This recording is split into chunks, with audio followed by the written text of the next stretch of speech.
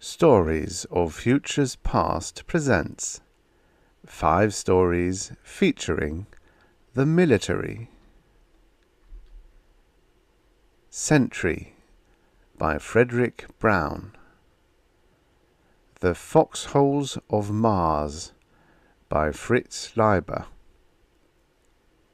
The Overlord's Thumb by Robert Silverberg. The Way Out by Richard Rein Smith. Weapon by J. F. Bone. Sentry by Fredric Brown. Originally published in Galaxy Science Fiction, February 1954. Narrated by Tom Trussell. He was wet and muddy and hungry and cold, and he was 50,000 light years from home.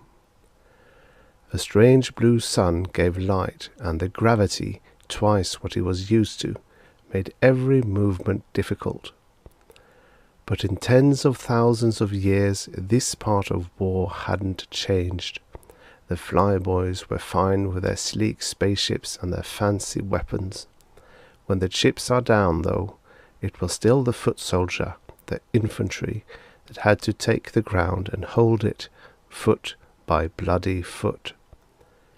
Like this damned planet of a star he'd never heard of until they landed him there. And now it was sacred ground, because the aliens were there too. The aliens, the only other intelligent race in the galaxy, cruel, hideous, and repulsive monsters. Contact had been made with them near the center of the galaxy after the slow, difficult colonization of 12,000 planets, and it had been war at sight. They'd shot without even trying to negotiate or to make peace. Now, planet by bitter planet, it was being fought out. He was wet and muddy and hungry and cold, and the day was raw with a high wind that hurt his eyes. But the aliens were trying to infiltrate, and every sentry post was vital.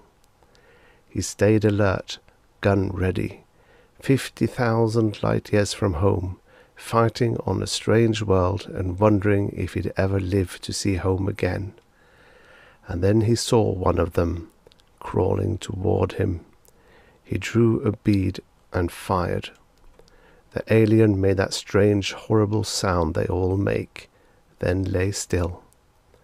He shuddered at the sound and sight of the alien lying there. One ought to be able to get used to them after a while, but he'd never been able to.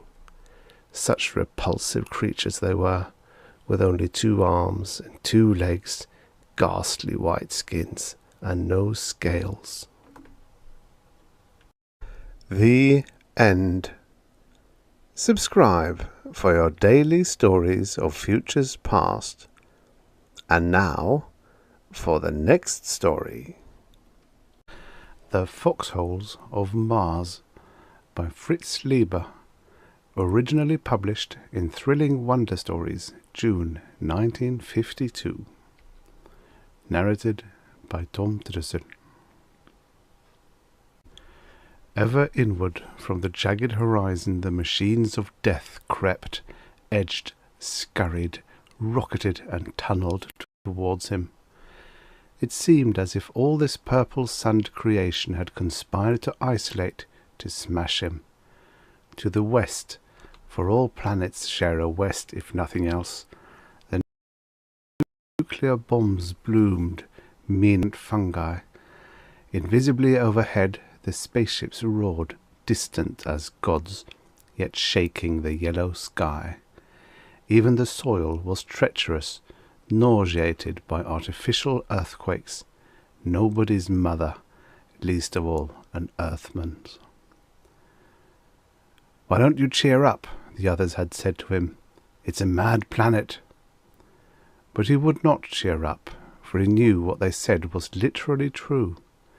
Soon they would fall back, and the enemy would retake the mangled thing they called an objective. Was it the 6th time? the 7th, and the soldiers on the other side, or 8. The enemy hazard as to what this sector was. Meaningless mechanical screeches tore at his skull until found in it like dry seeds in a dry pod. He started to his ears, then checked the gesture, convulsed with soundless laughter and tearless weeping, bitter memories and searing hatred. Once there had society, a galactic empire, and he noticed part on one nice, quiet, but galactic horse dung. Perhaps he had always hated his fellow men as much as he did now, but in the pre-war days his hatred had been closely bound and meticulously repressed. It was still bound, tighter than ever, but it was no longer repressed. The deadly engine he tended, silent for a moment, began again to chatter to those of the enemy. Its voice was nearly drowned by their booming ones, like a spiteful child in a crush of complacent adults. It turned out they had been covering a withdrawal of Martian sappers, and must now escape as best they might. They began to retreat. The officer running beside him fell. He hesitated. The officer cursed a new useless joint that had appeared in his leg. All the others, including the black-shelled Martians, were ahead. He glanced around, fearfully, tormentedly, as if he were about to commit a hideous crime. Then he lifted the officer and staggered on, reeling like a top at the end of its spin. He was still grinning in a spasmic way when they reached the security of lesser danger. Even when the officer thanked him with curt sincerity, he couldn't stop grinning. Nevertheless, they gave him the Order of Planetary Merit for that. He stared at the watery soup and meat shreds in his mess. The cellar was cool, and its seats, though built for creatures with 4 legs and 2 arms, were comfortable. The purple daylight was pleasantly muted. The noise had gone a little way off, playing cat and mouse. He was alone. Of course, life had never had any meaning, except for the chillingly sardonic one perceptible to the demons in the nuclear bombs and the silver giants in space who pushed the buttons. And he had no stomach to aspire to that. They'd had 10,000 years to fix things, those giants, and still all they could tell you was to go dig yourself a hole. In the old days, the possibility of relaxation and petty self-indulgence against the magnificent sham background of galactic empire had permitted him to pretend life had a meaning. Yet, at a time like this, when such an illusion was needful, it ran out on you, jeered at you along with the lesser lie. A 3-legged creature skipped out of the shadows, halted at a distance, and subtly intimated it would like food. At first he thought it must be some Rigelian tripedal, but then he saw it was an earth cat lacking a leg. Its movements were grotesque but efficient, and not without a certain gracefulness. How it could have got to this planet he found it hard to imagine.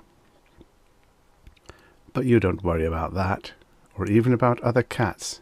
3 legs, he thought bitterly. You hunt alone. You mate with your own kind when you can, but then only because it's most agreeable. You don't set up your own species as a corporate divinity and worship it, and yearn over the light centuries of its empire, and eat out your heart because of it, and humbly spill your blood at its cosmic altar.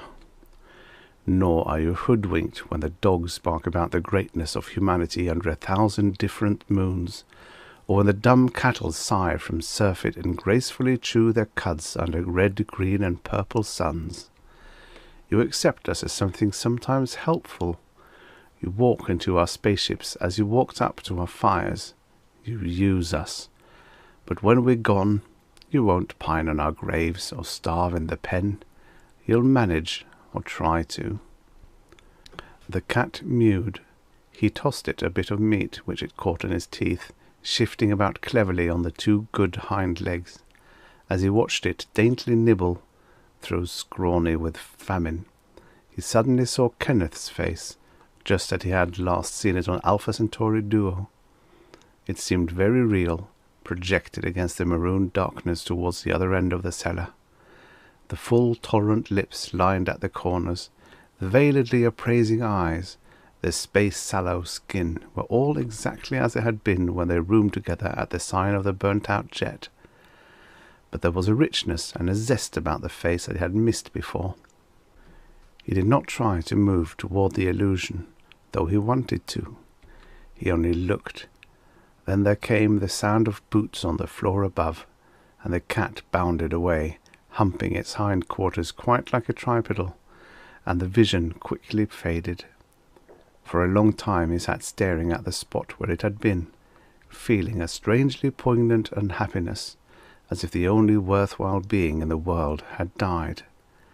Then he started to eat his food with the vague curiosity of a 2-year-old, sometimes pausing with the spoon halfway to his mouth.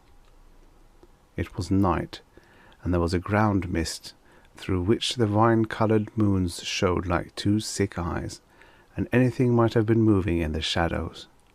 He squinted and peered over the rim of the trench, but it was hard to make out the nature of any object. The landscape was so torn and distorted.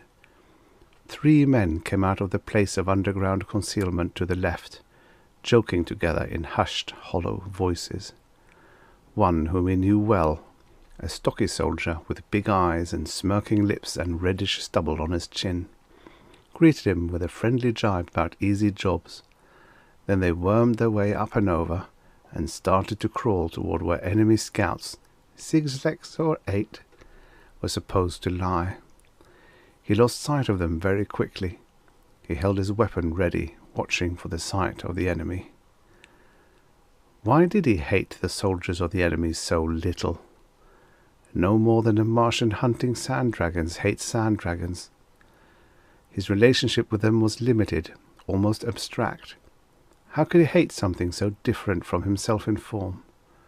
He could only marvel that it too had intelligence.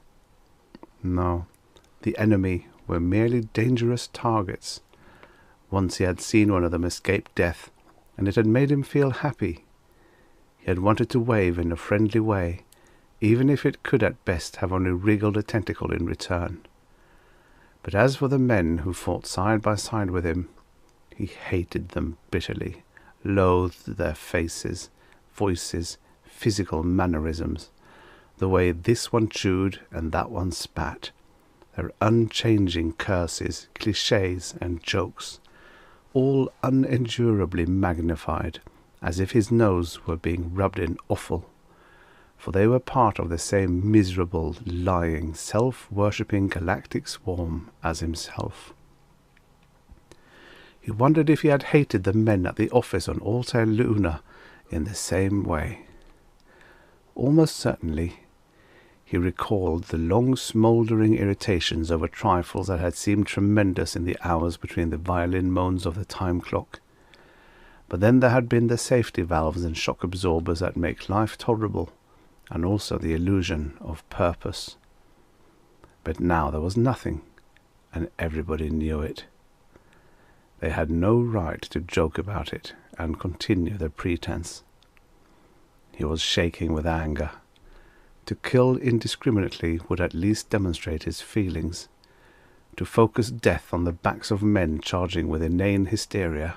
To toss a nuclear fizz bomb into a dugout where men sought secret escape in dreams and repeated like prayers their rationalizations about galactic empires. Dying at his hand, they might for a moment understand their own vicious hypocrisy. From out ahead, one of Death's little mechanisms spoke concisely, rapidly. It seemed like a bugle call that only he could hear. Ruby moonlight slid suddenly across the grotesquely tortured ground. He raised his weapon and took aim. Its sound pleased him because it was like a soft groan of agony. Then he realized he had fired at the abruptly revealed shadow because it was that of the stocky soldier who had jibed and crawled away. The moonlight blacked out as if a curtain had been drawn. His heart pounded. He ground his teeth and grinned. His feelings were fierce, but not yet determinate. He became aware of the smells of the ground and of the chemicals and metals, strong, sharp, interesting smells. Then he found himself staring at a whitish patch that never got more than 8 inches off the ground. Slowly it approached out of the darkness, like the inquisitive head of a huge ghost worm. It became a face with big eyes and smirking lips, fretted with red stubble. Mechanically he reached out a hand and helped the man down into the trench. "Were you the one that winged him? That lousy spider would have gotten me sure. I didn't see him until he fell on me." This, then, was the end. Hereafter he would give in to the mob, run with the hounds, die purposelessly like a lemming when the time came. Never again would he aspire to the darker, icy insight that gave life a real, though horrible, meaning. He was a ridiculous little communal animal in a lemming horde racing across the galaxy, and he would live like one. He saw the small black object falling swiftly through the mist. The stocky soldier did not. There was a deafening blast that slapped the skin. Looking up, he saw the stocky soldier still standing there, without a head. As the body stumbled blindly forward, tripped and fell, he began to laugh in little hissing gusts through his teeth.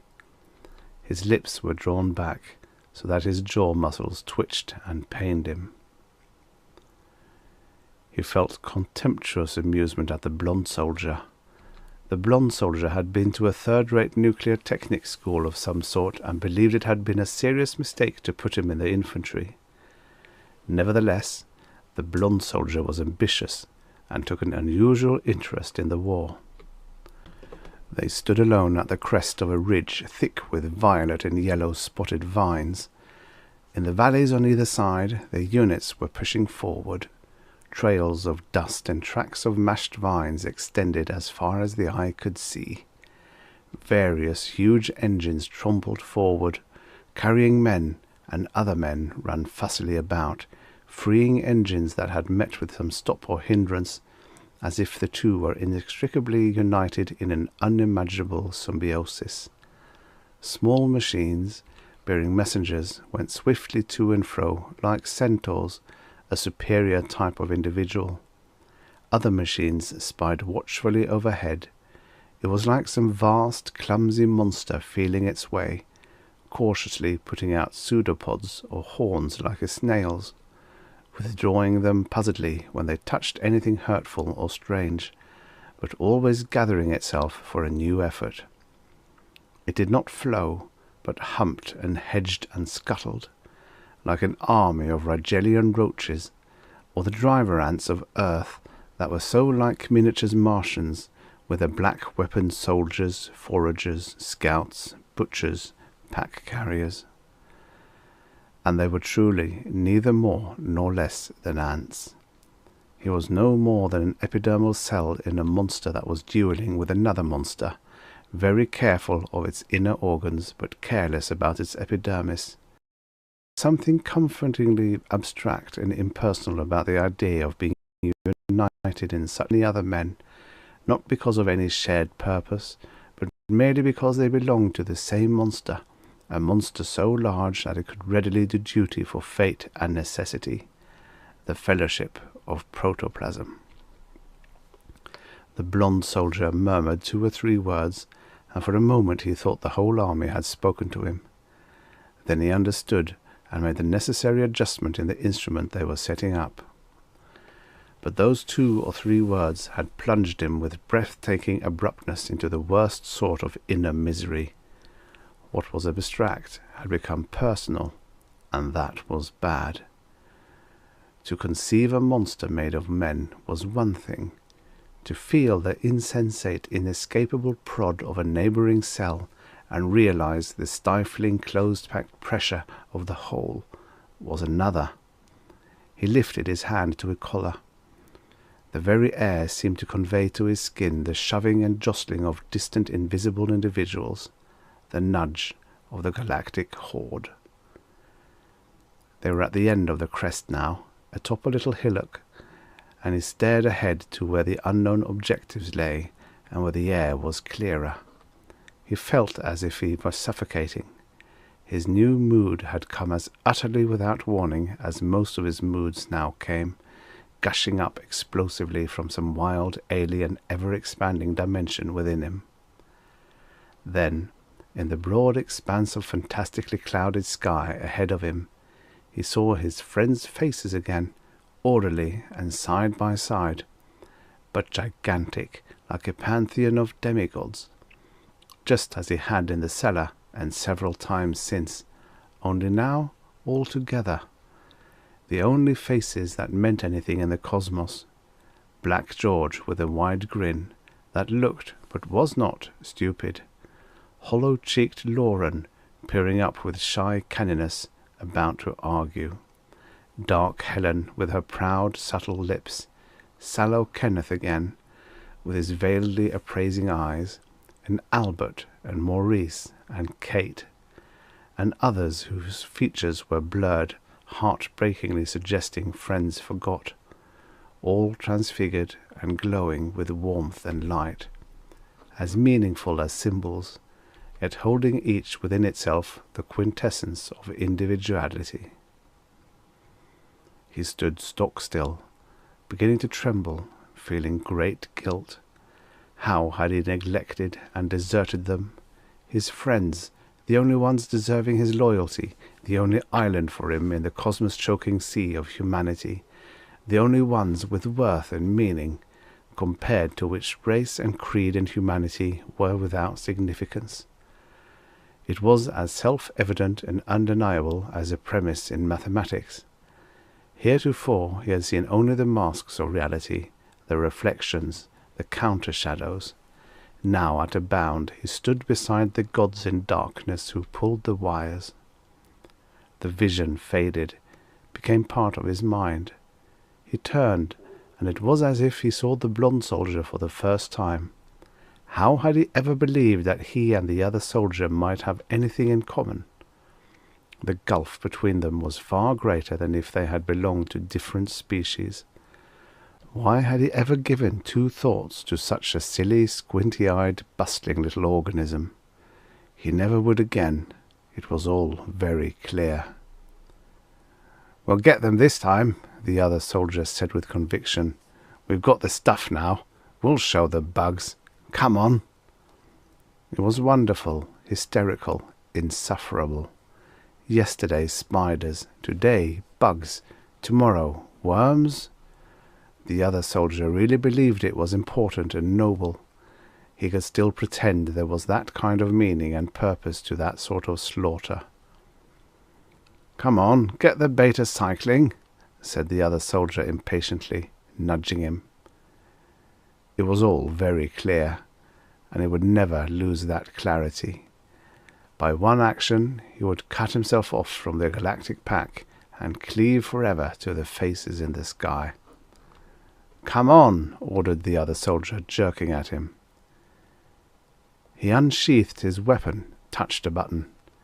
Silently a dull black spot, not a hole, appeared in the back of the blonde soldier's head. He hid the body, walked down the other side of the hill, and attached himself to another unit. By morning they were retreating again, the monster badly hurt and automatically resisting disillusion. He was an officer now. "I don't like him," said a soldier. "Of course they all try to scare you, whether they know it or not. Part of the business, but with him it's different. I know he doesn't talk tough, or threaten, or act grim. I know he's pleasant enough when he takes time to notice you, even sympathetic. But there's something there I can't put my finger on, something cold-blooded, like he wasn't even alive, or as if we weren't. Even when he acts especially decent or thoughtful toward me, I know he doesn't give a damn. It's his eyes. I can read meaning in the eyes of a Fulminhortian blindworm, but I can't read anything in his. The soaring city seemed alien, though it had once been home. He liked it the better for that. Civilian clothes felt strange against his skin. He whisked briskly along the sidewalk, taking the turns aimlessly when it split at the pedestrian cloverleafs. He looked at the passing faces with frank inquisitiveness, as if he were at a zoo. He just wanted to enjoy the feeling of anonymity for a little while.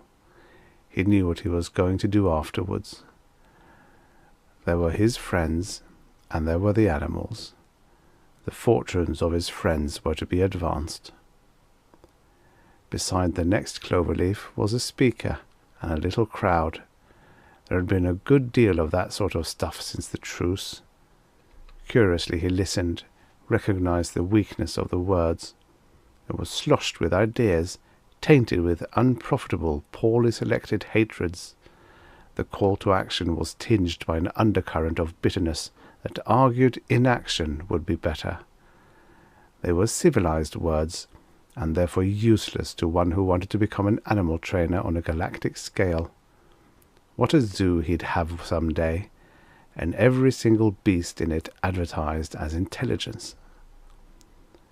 Other words and phrases began to ooze up into his mind. Thinkers! Listen to me! Cheated of what you deserve! Misled by misled men! The galactic runaround! This engineered truce! The creatures who use the war to consolidate their power! The cosmic declaration of servitude! Life to lose! Liberty to obey! And as for the pursuit of happiness, happiness is a light millennium ahead of all of us. Our universal rights, free Martia, terror for all, revenge.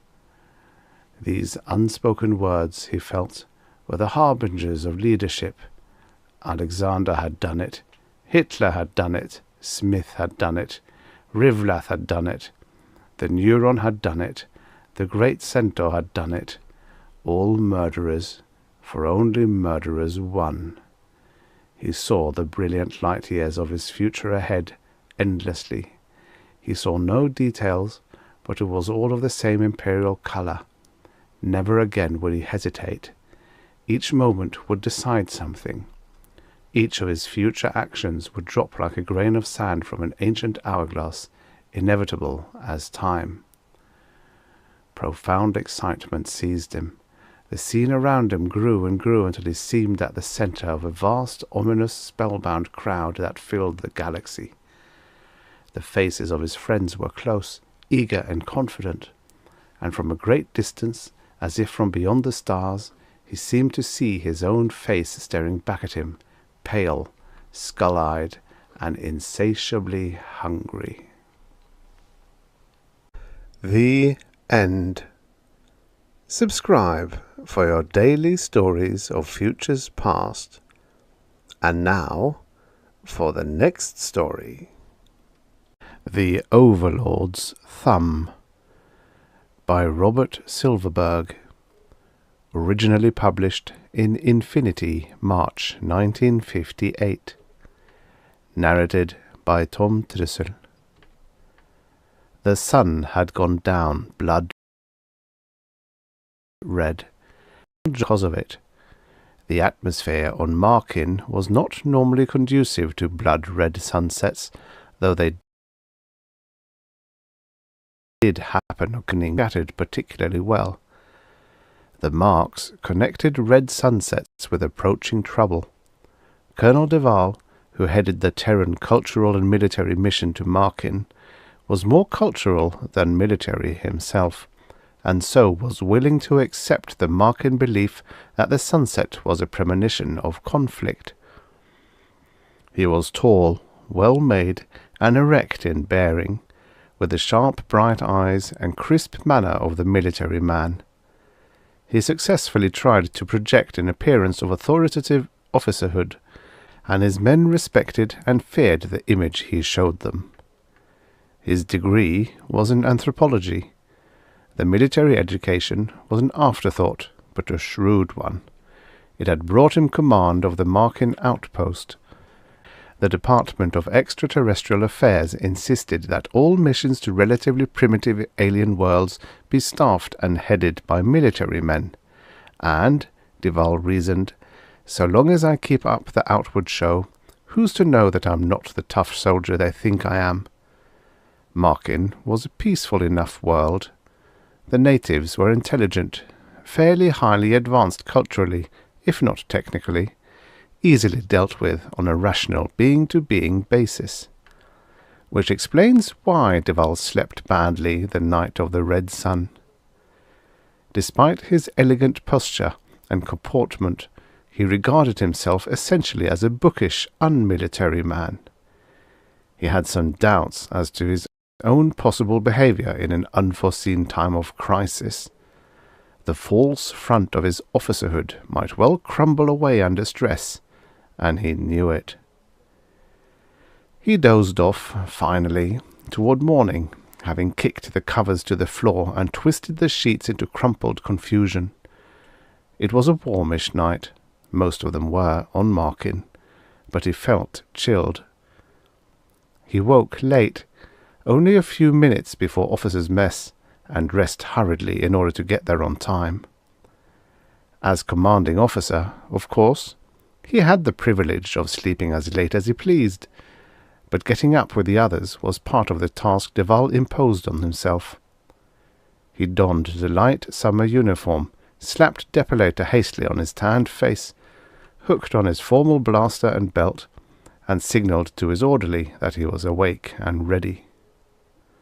The Terran enclave covered 10 acres, half an hour's drive from one of the largest Markin villages. An idling jeep waited outside Duval's small private dome, and he climbed in, nodding curtly at the orderly. "Morning, Harris." "Good morning, sir. Sleep well?" It was a ritual by now. "Very well," Duval responded automatically, as the jeep's turbos thrummed once and sent the little car humming across the compound to the mess hall. Clipped to the seat next to Duval was his daily morning program sheet, prepared for him by the staffman of the day while he slept. This morning's sheet was signed by Dudley, a major of formidable efficiency, space service through and through, a military wing career man, and nothing else. Duval scanned the assignments for the morning, neatly written out in Dudley's crabbed hand. Kelly, Dorfman, Mellers, Steber, on linguistic detail, as usual. Same assignment as yesterday, in town. Haskell on medic duty, blood samples, urinalysis. Matsuoka to maintenance staff, through Wednesday. Jolly on zoo detail. Leonards, Mayer, Rodriguez on assigned botanical field trip. 2 days. Extra jeep assigned for specimen collection. Duval scanned the rest of the list, but, as expected, Dudley had done a perfect job of deploying the men where they would be most useful and most happy. Duval thought briefly about Leonards on the botanical field trip.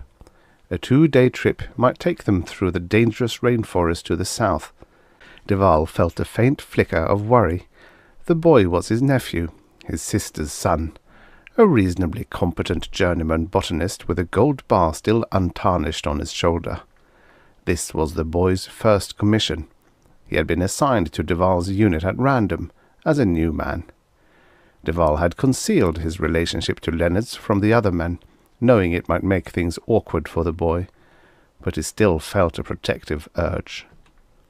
Hell, the kid can take care of himself, Duval thought, and scribbled his initials at the bottom of the sheet and clipped it back in place. It would be posted while the men were cleaning their quarters, and the officers ate, and by 0900 everyone would be out on his day's assignment. There was so much to do, Duval thought, and so little time to do it.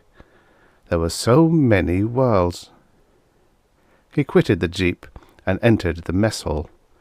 Officers' mess was a small well-lit alcove to the left of the main hall. As Duval entered, he saw 7 men standing stiffly at attention, waiting for him. He knew they hadn't been standing that way all morning. They had snapped to attention only when their lookout, probably Second Lieutenant Leonards, the youngest, had warned them he was coming. Well, he thought, it doesn't matter much, as long as appearance is preserved, the form. "Good morning, gentlemen," he said crisply, and took his place at the head of the table. For a while, it looked as if it were going to turn out a pretty good day. The sun rose in a cloudless sky, and the thermometer tacked to the Enclave flagstaff registered 93 degrees.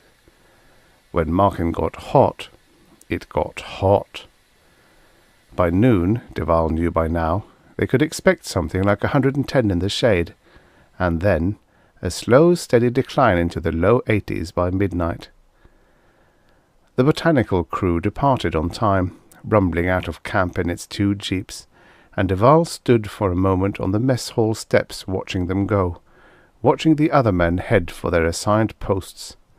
Stubble-faced Sergeant Jolly saluted him as he trotted across the compound to the Sioux, where he would tend the little menagerie of Marken wildlife the expedition would bring back to Earth at termination.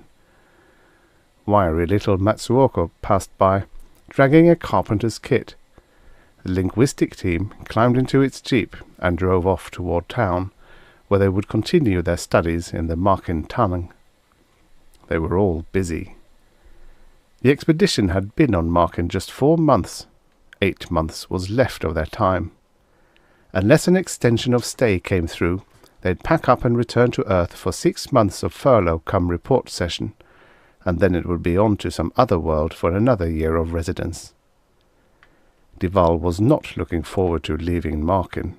It was a pleasant world, if a little on the hot side, and there was no way of knowing what the next world would be like.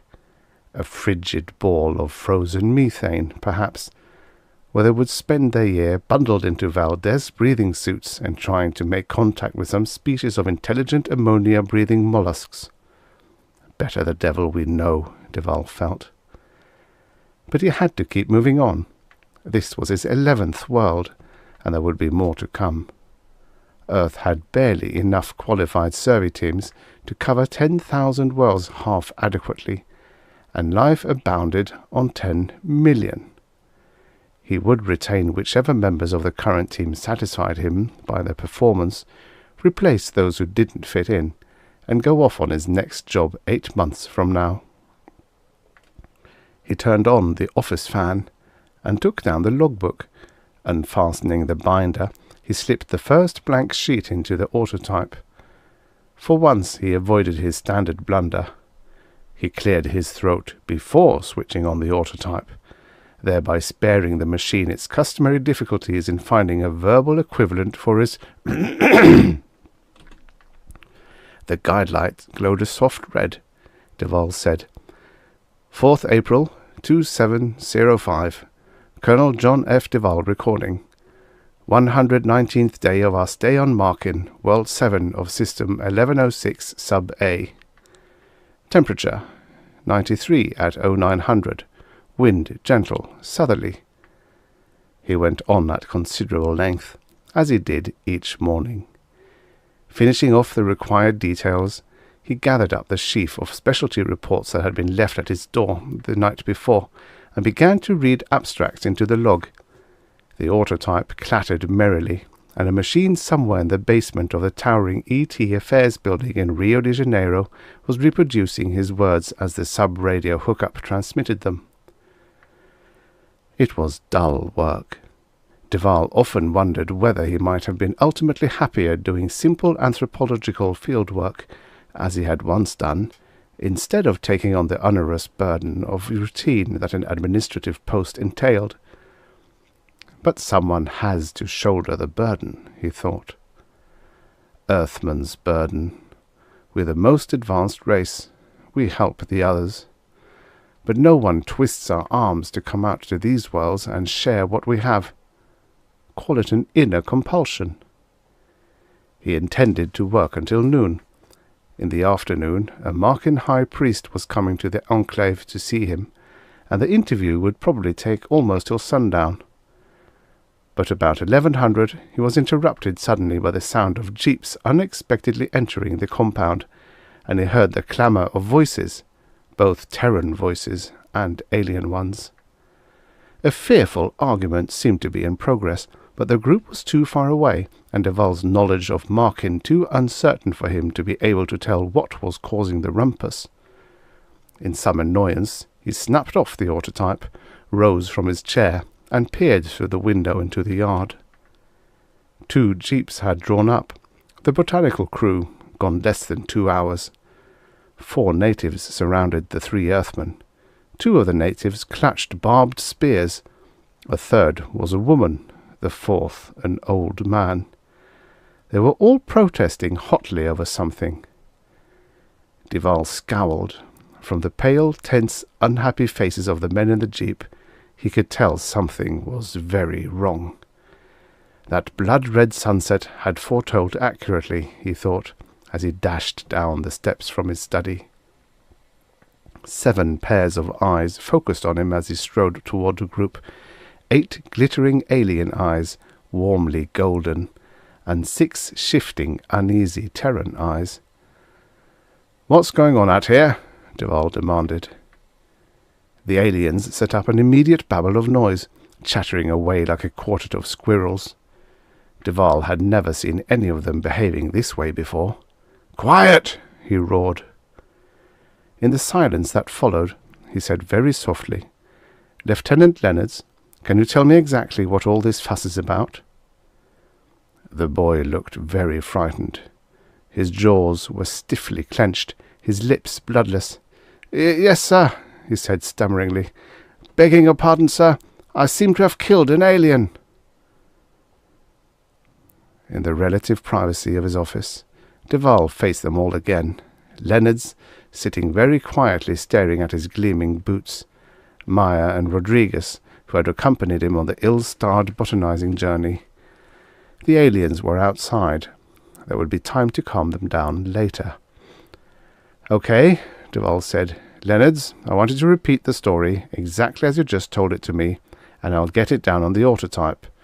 Start talking when I point to you."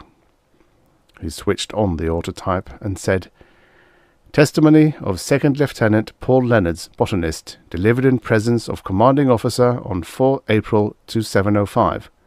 He jabbed a forefinger at Leonards. The boy's face looked waxy. Beads of sweat dotted his pale, vein-traced forehead, and his blonde hair was tangled and twisted. He clamped his lips together in an agonized grimace, scratched the back of one hand, and finally said, "Well, we left the Enclave about 0900 this morning, bound south and westerly on a tour of the outlying regions. Our purpose was to collect botanical specimens. I was in charge of the group, which also included Sergeants Maya and Rodriguez."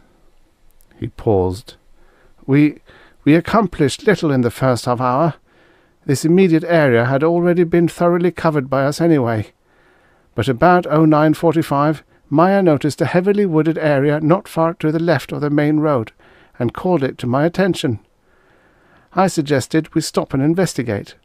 It was impossible to penetrate the wooded area in our jeeps, so we proceeded on foot. I left Rodriguez to keep watch over our gear while we were gone. We made our way through a close-packed stand of deciduous angiosperm trees of a species we had already studied, and found ourselves in a secluded area of natural growth, including several species which we could see were previously uncatalogued. We found one in particular, a shrub consisting of a single thick succulent green stalk perhaps 4 feet high, topped by a huge golden-green composite flower head. We filmed it in detail, took scent samples, pollen prints, and removed several leaves. Duval broke in suddenly. "You didn't pick the flower itself?" Duval speaking. "Of course not. It was the only specimen in the vicinity, and it's not our practice to destroy single specimens for the sake of collecting. But I did remove several leaves from the stalk, and the moment I did that, a native sprang at me from behind a thick clump of ferns. He was armed with one of those notched spears. Maya saw him first and yelled, and I jumped back just as the alien came charging forward with his spear. I managed to deflect the spear with the outside of my arm and was not hurt. The alien fell back a few feet and shouted something at me in his language, which I don't understand too well as yet. Then he raised his spear and menaced me with it. I was carrying the standard issue radial blaster. I drew it and ordered him in his own language to lower his spear, that we meant no harm. He ignored me and charged a second time. I fired in self-defense, trying to destroy the spear or at worst wound his arm, but he spun round to take the full force of the charge and died instantly. Leonards shrugged.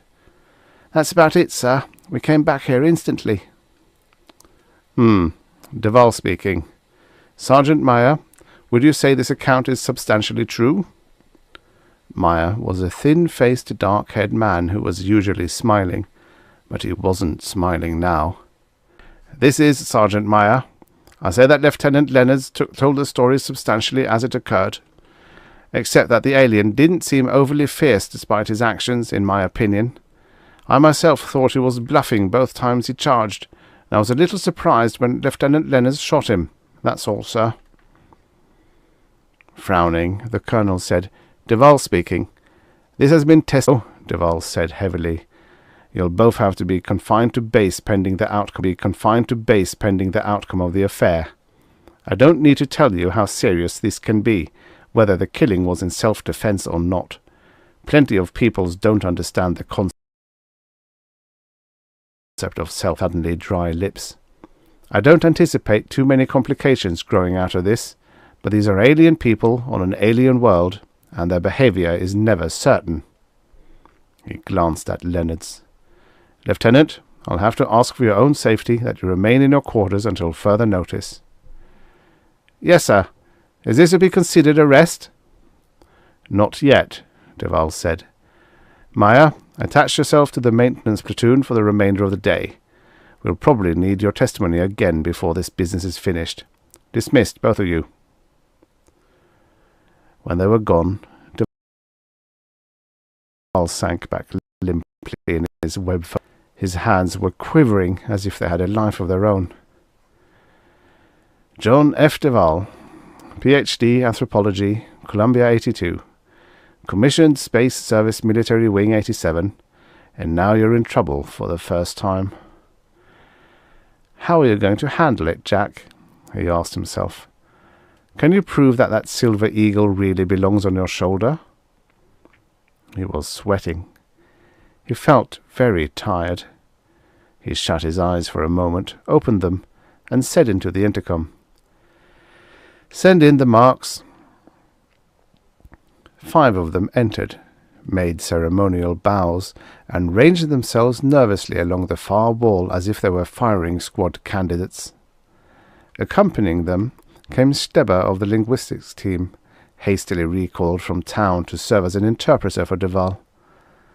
The Colonel's knowledge of Markin was adequate, but sketchy. He wanted Steber around in case any fine points had to be dealt with in detail. The marks were humanoid in structure, which should have made them Terrans in general physiological structure. They weren't. Their skin was a rough, coarse, pebble-grained affair, dark-toned, running to muddy browns and occasional deep purples. Their jaws had somehow acquired a reptilian hinge in the course of evolution, which left them practically chinless, but capable of swallowing food in huge lumps that would strangle an earthman. Their eyes, liquid gold in colour, were set wide on their heads, allowing enormous peripheral vision. Their noses were flat buttons, in some cases barely perceptible. Duval saw 2 younger men, obviously warriors. They had left their weapons outside, but their jaws jutted belligerently, and the darker of the pair had virtually dislocated his jaw in rage. The woman looked like all the Mark women, shapeless and weary behind her shabby cloak of furs. The remaining pair were priests, one old, one very old. It was this ancient to whom Duval addressed his first remarks. I'm sorry that our meeting this afternoon has to be one of sorrow. I had been looking forward to a pleasant talk. but it's not always possible to predict what lies ahead. "Death lay ahead for him who was killed," the old priest said in the dry, high-pitched tone of voice that Duval knew implied anger and scorn. The woman let out a sudden wild ululation, half a dozen wailing words jammed together so rapidly Duval could not translate them. "What did she say?" he asked Steber. The interpreter flattened his palms together thoughtfully. "She's the woman of the man who was killed. She was demanding revenge," he said in English. Apparently, the two young warriors were friends of the dead man. Duval's eyes scanned the 5 hostile alien faces. "This is a highly regrettable incident," he said in Markin, "but I trust it won't affect the warm relation Earthman and Markin that has prevailed so far. This misunderstanding—" "Blood must be atoned," said the smaller and less impressively garbed of the two priests. He was probably the local priest, Duval thought, and was probably happy to have his superior on hand to back him up. The colonel flicked sweat from his forehead. The young man who committed the act will certainly be disciplined. Of course you realize that the killing in self-defense cannot be regarded as murder, but I admit the young man did act unwisely and will suffer the consequences. It didn't sound too satisfying to Duval, and indeed the aliens hardly seemed impressed. The high priest uttered 2 short, sharp syllables. They were not words in Duval's vocabulary, and he looked over at Steber in appeal. "He said Leonard's was trespassing on sacred ground. He said the crime they're angry about is not murder, but blasphemy." Despite the heat, Duval felt a sudden chill. Not murder? This is going to be complicated, he realized gloomily. To the priest he said, "Does this change the essential nature of the case? He'll still be punished by us for his action, which can't be condoned." "You may punish him for murder, if you so choose," the high priest said, speaking very slowly so Duval could understand each word. The widow emitted some highly terrestrial-sounding sobs. The young man glowered stolidly. "Murder is not our concern," the high priest went on. "He has taken life. Life belongs to them, and they withdraw it whenever they see fit, by whatever means they care to employ. But he has also desecrated a sacred flower on sacred ground. These are serious crimes to us. Added to this, he has shed the blood of a guardian on sacred ground. We ask you to turn him over to us for trial by a priestly court on this double charge of blasphemy. Afterward, perhaps, you may try him by your own laws, for whichever one of them he has broken." For an instant all Duval saw was the old priest's implacable leathery face. Then he turned and caught the expression of white-faced astonishment and dismay Steber displayed. It took several seconds for the high priest's words to sink in, and several more before Duval came to stunned realization of the implications. They want to try an Earthman, he thought numbly, by their own law, in their own court, and mete out their own punishment. This had abruptly ceased being a mere local incident, an affair to clean up, note in the log, and forget. Reparations for the accidental killing of an alien.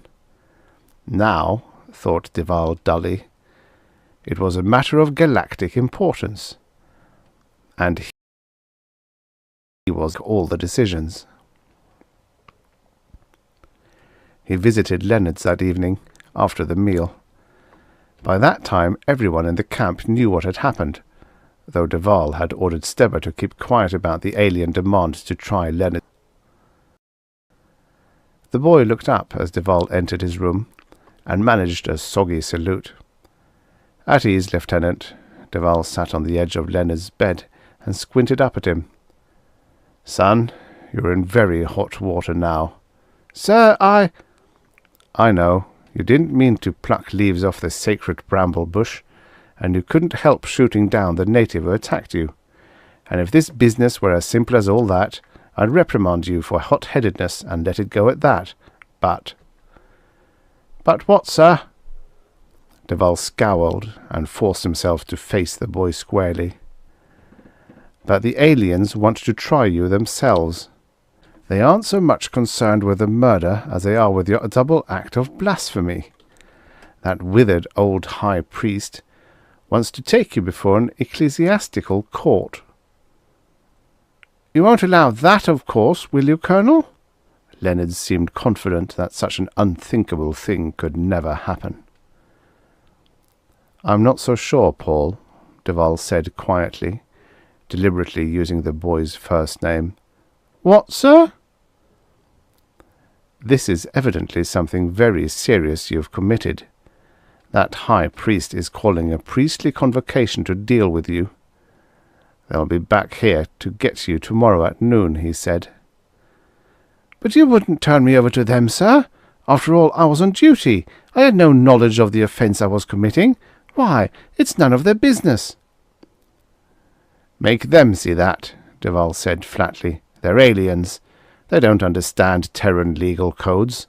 They don't want to hear about our laws. By theirs, you've blasphemed, and blasphemers must be punished. This is a law-abiding race on Markin. They're an ethically advanced society, regardless of the fact that they're not technologically advanced. Ethically, they're on the same plane we are. Leonard's looked terribly pale. You'll turn me over to them? Duval shrugged. I didn't say that, but look at it from my position. I'm leader of a cultural and military mission. Our purpose is to live among these people, learn their ways, guide them as much as we can in our limited time here. We at least try to make a pretense of respecting their rights as individuals and as a species, you know. Well, now it's squarely on the line. Are we friends living among them and helping them, or are we overlords grinding them under our thumbs? Sir, I'd say that was an oversimplification, Leonard remarked hesitantly. Maybe so, but the issue's clear enough. If we turn them down, it means we're setting up a gulf of superiority between Earth and these aliens, despite the big show we made about being brothers. And word will spread to other planets. We try to sound like friends, but our actions in the celebrated Leonard's case reveal our true colours. We're arrogant, imperialistic, patronizing, and, well, do you see? So you're going to turn me over to them for trial, then? The boy said quietly. Duval shook his head. He felt old, very old, at 50. I don't know. I haven't made up my mind yet. If I turn you over, it'll certainly set a dangerous precedent. And if I don't, I'm not sure what will happen. He shrugged. I'm going to refer the case back. But it was his decision to make, he thought, as he left the boys' quarters and headed stiff-legged toward the communications shack. He was on the spot, and only he could judge the complex of factors that controlled the case. Earth would almost certainly pass the buck back to him. He was grateful for one thing, though. At least Leonard's hadn't made an appeal to him on family grounds, for pride and some relief. The boy was his nephew, was something he'd have to blot rigorously from his mind until all this was over. The signalman was busy in the back of the shack, bent over a crowded work table. Duval waited a moment, cleared his throat gently, and said, "Mr. Rory?" Rory turned. "Yes, Colonel?" "Put through a sub-radio solido to Earth for me, immediately. To Director Thornton at the ET department." and yell for me when you've made contact." It took 20 minutes for the subspace impulse to leap out across the light years and find a receiver on Earth. 10 minutes more for it to pass through the relay point and on to Rio. Duval returned to the shack to find the lambent green Solido field in tune and waiting for him. He stepped through and discovered himself standing a few feet before the desk of the ET department's head. Thornton's image was sharp, but the desk seemed to waver at the edges. Solid, non-organic objects always came through poorly. Quickly, Duval reviewed the situation. Thornton sat patiently, unmoving, till the end of it. Hands knotted rigidly, lean face set. He might have been a statue. Finally, he commented, "Unpleasant business." "Quite. The alien is returning tomorrow, you say? I'm afraid that doesn't give us much time to hold a staff meeting and explore the problem, Colonel Duval." "I could probably delay him a few days." Thornton's thin lips formed a tight, bloodless line. After an instant he said, "No. Take whatever action you deem necessary, Colonel. If the psychological pattern of the race is such that unfortunate consequences would result if you refuse to allow them, then you must certainly turn him over. If the step can be avoided, of course, avoid it. The man must be punished in any case." The director smiled bleakly. "You're one of our best men, Colonel. I'm confident you'll arrive at an ultimately satisfactory resolution to this incident." "Thank you, sir," Duval said in a dry, uncertain voice. He nodded and stepped back out of the field range. Thornton's image seemed to flicker. Duval caught one last dismissing sentence. "Report back to me when the matter is settled." And then the field died.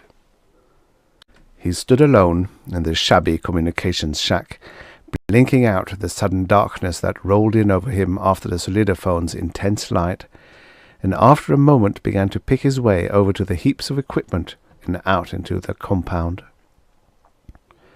It was as he had expected. Thornton was a good man, but he was a civilian appointee, subject to government control. He disliked making top-level decisions, particularly when a colonel a few hundred light-years away could be pitchforked into making them for him. "Well," he thought, "at least I notified Earth. The rest of the affair is in my hands." Significantly, there was a red sunset again that night. He called a meeting of his top staff men for the following morning. Work at the base had all but suspended. The linguistics team was confined to the area, and Duval had ordered guards posted at all exits. Violence could rise unexpectedly among even the most placid of alien peoples. It was impossible to predict the moment when a racial circuit breaker would cease to function, and fear. They listened in silence to the tapes of Leonard's statements, Meyer's comments, and the brief interview Duval had had with the 5 aliens. Duval punched the cut-off stud and glanced rapidly round the table at his men. 2 majors, a captain, and a quartet of lieutenants comprised his high staff, and one of the lieutenants was confined to quarters. "That's the picture. The old high priest is showing up here about noon for my answer. I thought I'd toss the thing open for staff discussion first." Major Dudley asked for the floor. He was a short, stocky man with dark, flashing eyes, and on several occasions in the past had been known to disagree violently with Duval on matters of procedure.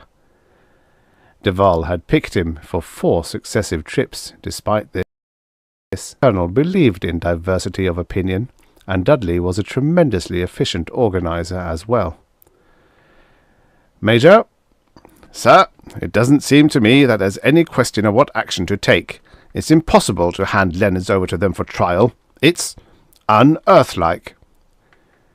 Duval frowned. "Would you elaborate, Major?" "Simple enough. We're the race who developed the space drive. Therefore, we're the galaxy's most advanced race. I think that goes without saying. It does not, Duval commented, but go ahead.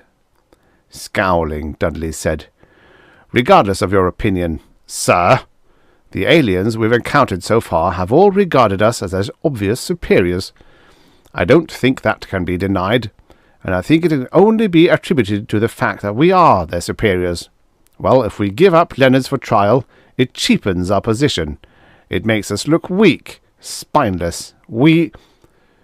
You're suggesting, then, Duval broke in, that we hold the position of Overlord, and by yielding to our serfs, we may lose all control over them. Is this your belief, Major? Duval glared at him. Dudley met the Colonel's angry gaze calmly. Basically, yes, damn it, sir. I've tried to make you see this ever since the Hegath expedition. We're not out here in the stars to collect butterflies and squirrels. Out of order, Duval snapped coldly.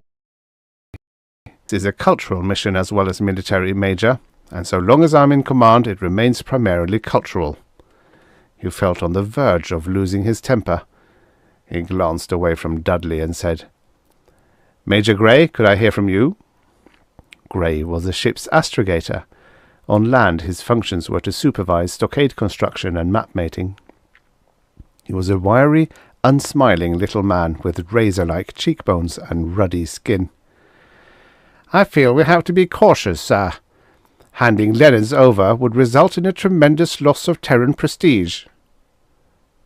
Loss? Dudley burst in. It would cripple us!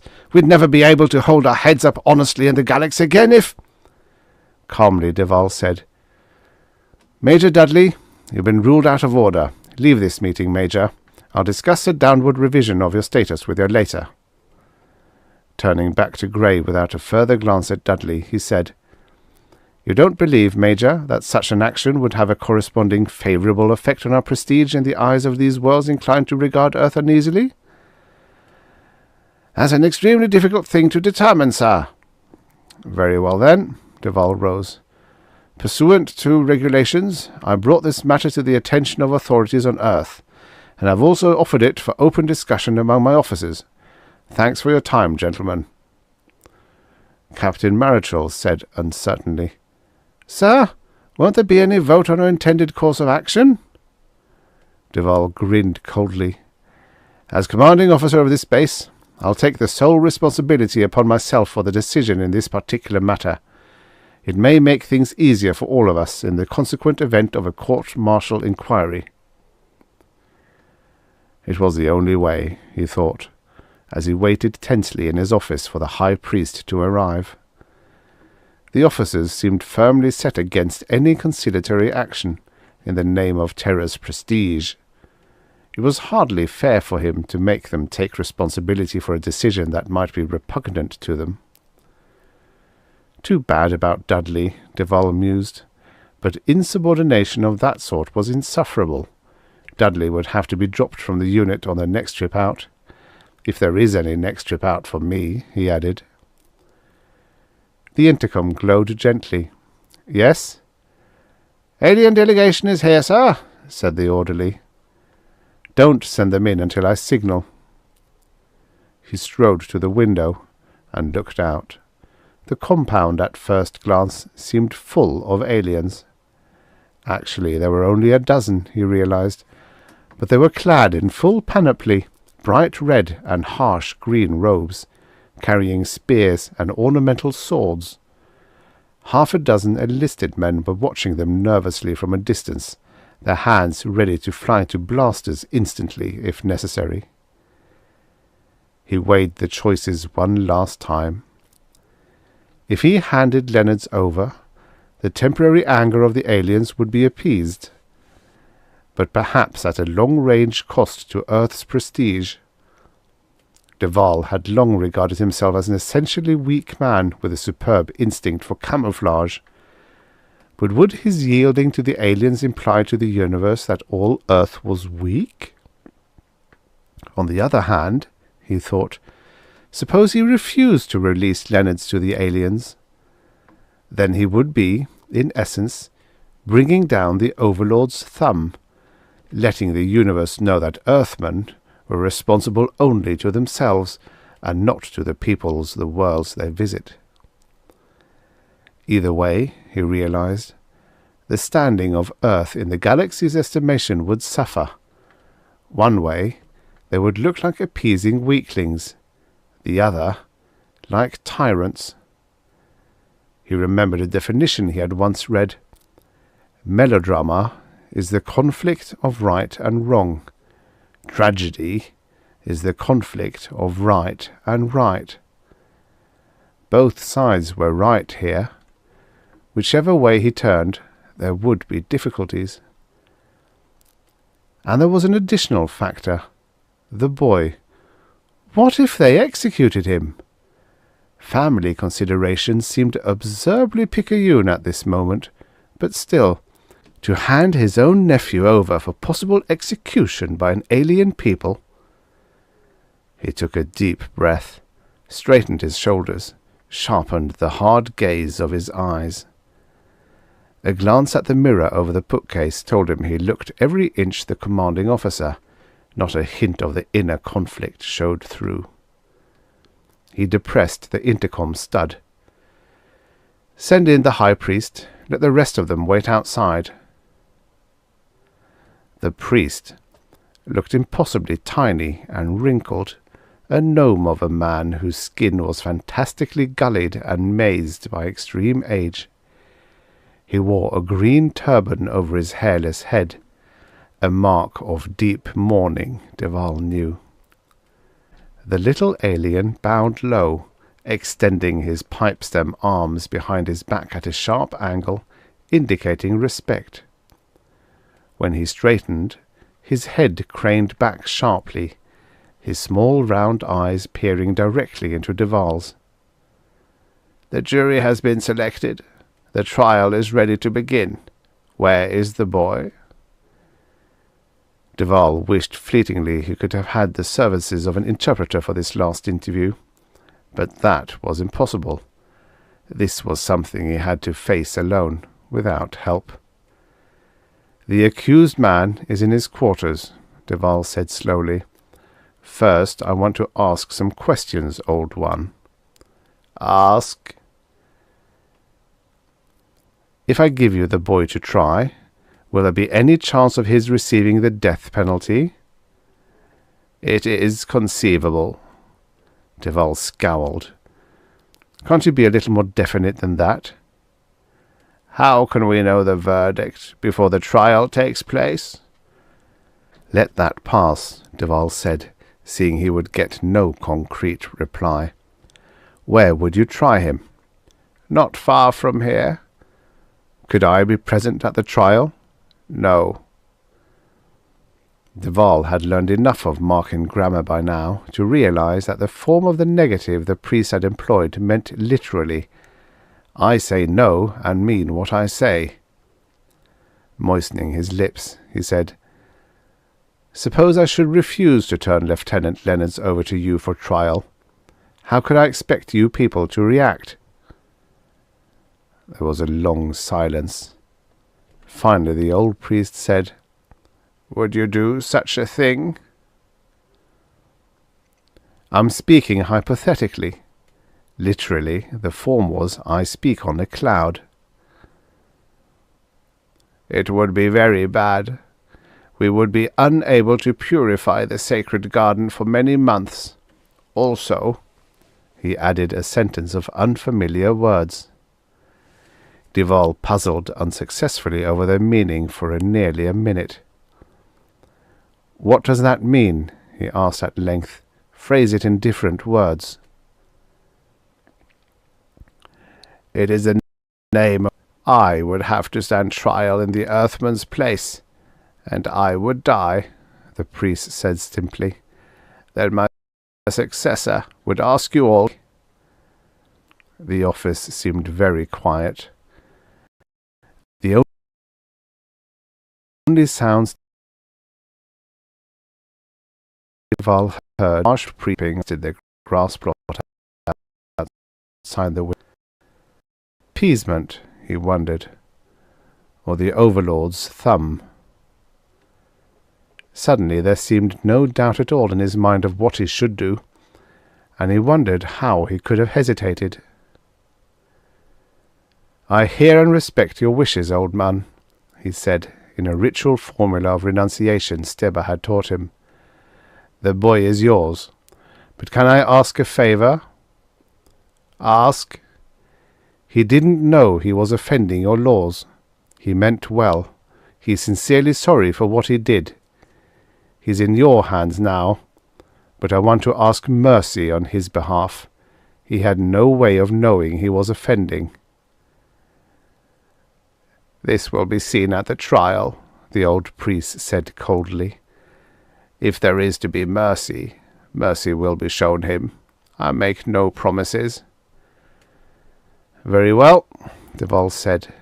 He reached for a pad and scrawled an order demanding Lieutenant Paul Leonards to the aliens for trial, and signed it with his full name and title.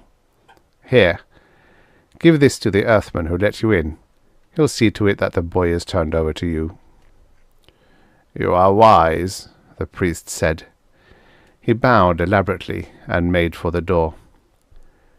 "Just one moment," Duval said desperately as the alien opened the door. "Another question." "Ask," the priest said. "You told me you'd take his place if I refused to let you have him. Well, how about another substitute? Suppose—" "You are not acceptable to us," the priest said, as if reading Duval's mind, and left. 5 minutes later, the colonel glanced out his window and saw the solemn procession of aliens passing through the exit posts and out of the compound.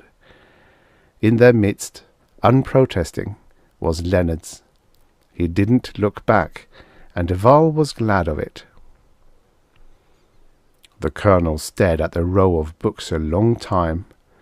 The frayed spools that had followed him around from world to world, from grey Danelon to stormy Lurin to bone-dry Corval, and on to Hegath and Umqualt and the others, and now to warm blue-skied Markin. Shaking his head, he turned away and dropped heavily into the foam cradle behind his desk. He snapped on the autotype with a savage gesture and dictated a full account of his actions, from the very start until his climactic decision, and smiled bitterly. There would be a certain time lag, but before long the autotype facsimile machine in the ET department's basement would start clacking there in Rio, and Thornton would know what Duval had done. And Thornton would be stuck with it as department policy henceforth. Duval switched on the intercom and said, "I'm not to be disturbed under any circumstances. If there's anything urgent, have it sent to Major Gray. He's acting head of the base until I countermand. And if any messages come from Earth, let Gray have them too." He wondered if they'd relieve him of his command immediately, or wait until he got back to Earth. The latter more likely. Thornton had some subtlety, if not much. But there was certain to be an inquiry, and a head would roll. Duval shrugged and stretched back. "I did what was right," he told himself firmly. "That's the one thing I can be sure of. But I hope I don't ever have to face my sister again." He dozed after a while, eyes half open and slipping rapidly closed. Sleep came to him, and he welcomed it, for he was terribly tired. He was awakened suddenly by a loud outcry, a jubilant shout from a dozen throats at once, splitting the afternoon calm. Duval felt a moment's disorientation, then, awakening rapidly, he sprang to the window and peered out. A figure, prone and on foot, was coming through the open gateway. He wore regulation uniform, but it was dripping wet and torn in several places. His blonde hair was plastered to his scalp as if he had been swimming. He looked fatigued. Leonards. The colonel was nearly halfway out the front door. His uniform was in improper order. He forced himself back, tidied his clothing, and with steely dignity strode out the door a second time. Leonard stood surrounded by a smiling knot of men, enlisted men and officers alike. The boy was grinning wearily. "Attention!" Duval barked, and immediately the area fell silent. He stepped forward. Leonard raised one arm in an exhausted salute. There were some ugly bruises on him. "I'm back, Colonel." "I'm aware of that. You understand I'll have to return you to the marks for trial anyway, despite your no doubt daring escape?" The boy smiled and shook his head. "No, sir, you don't follow, sir. The trial's over. I've been tried and acquitted." "What's that?" "It was trial by ordeal, Colonel. They prayed for half an hour or so, and then they dumped me in the lake down the road. The dead man's 2 brothers came after me and tried to drown me, but I outswam them and came up safely on the other side." He shook his hair like a drenched cat, scattering a spray of water several feet in the air. "They nearly had me once, but as soon as I got across the lake alive and undrowned, it proved to them that I couldn't have meant any harm. So they declared me innocent, apologized, and turned me loose. They were still praying when I left them." There seemed to be no bitterness in Leonard's attitude. Apparently, Duval thought, he had understood the reason for the decision to hand him over, and would not hold it against him now. That was gratifying. "You'd better get to your quarters and dry off, Lieutenant, and then come to my office. I'd like to talk to you there." "Yes, sir." Duval spun sharply and headed back across the clearing to his office. He slammed the door behind him and switched on the autotype. The report to Earth would have to be amended now. A moment or two after he had finished, the intercom glowed. He turned it on and heard Steber's voice saying, "Sir, the old priest is here. He wants to apologize to you for everything. He's wearing clothing of celebration, and he brought a peace offering for us." "Tell him I'll be right out," Duval said, "and call all the men together, including Dudley, especially Dudley. I want him to see this." He slipped off his sweat-stained jacket and took a new one out. Surveying himself in the mirror, he nodded approvingly. "Well, well," he thought, "so the boy came through it safely. That's good." But he knew that the fate of Paul Leonard's had been irrelevant all along, except on the sheerly personal level. It was the larger issue that counted. For the first time, Earth had made a concrete demonstration of the equality of intelligent life doctrine it had been preaching so long. He had shown that he respected the Markan laws in terms of what they were to the marks, and he had won the affection of a race as a result. Having the boy return unharmed was a bonus. But the precedent had been set, and the next time, perhaps, on some other world, the outcome might not be so pleasant. Some cultures had pretty nasty ways of putting criminals to death.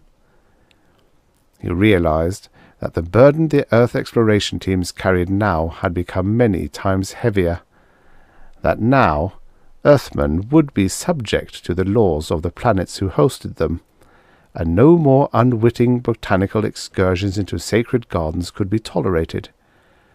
But it was for the ultimate good, he thought.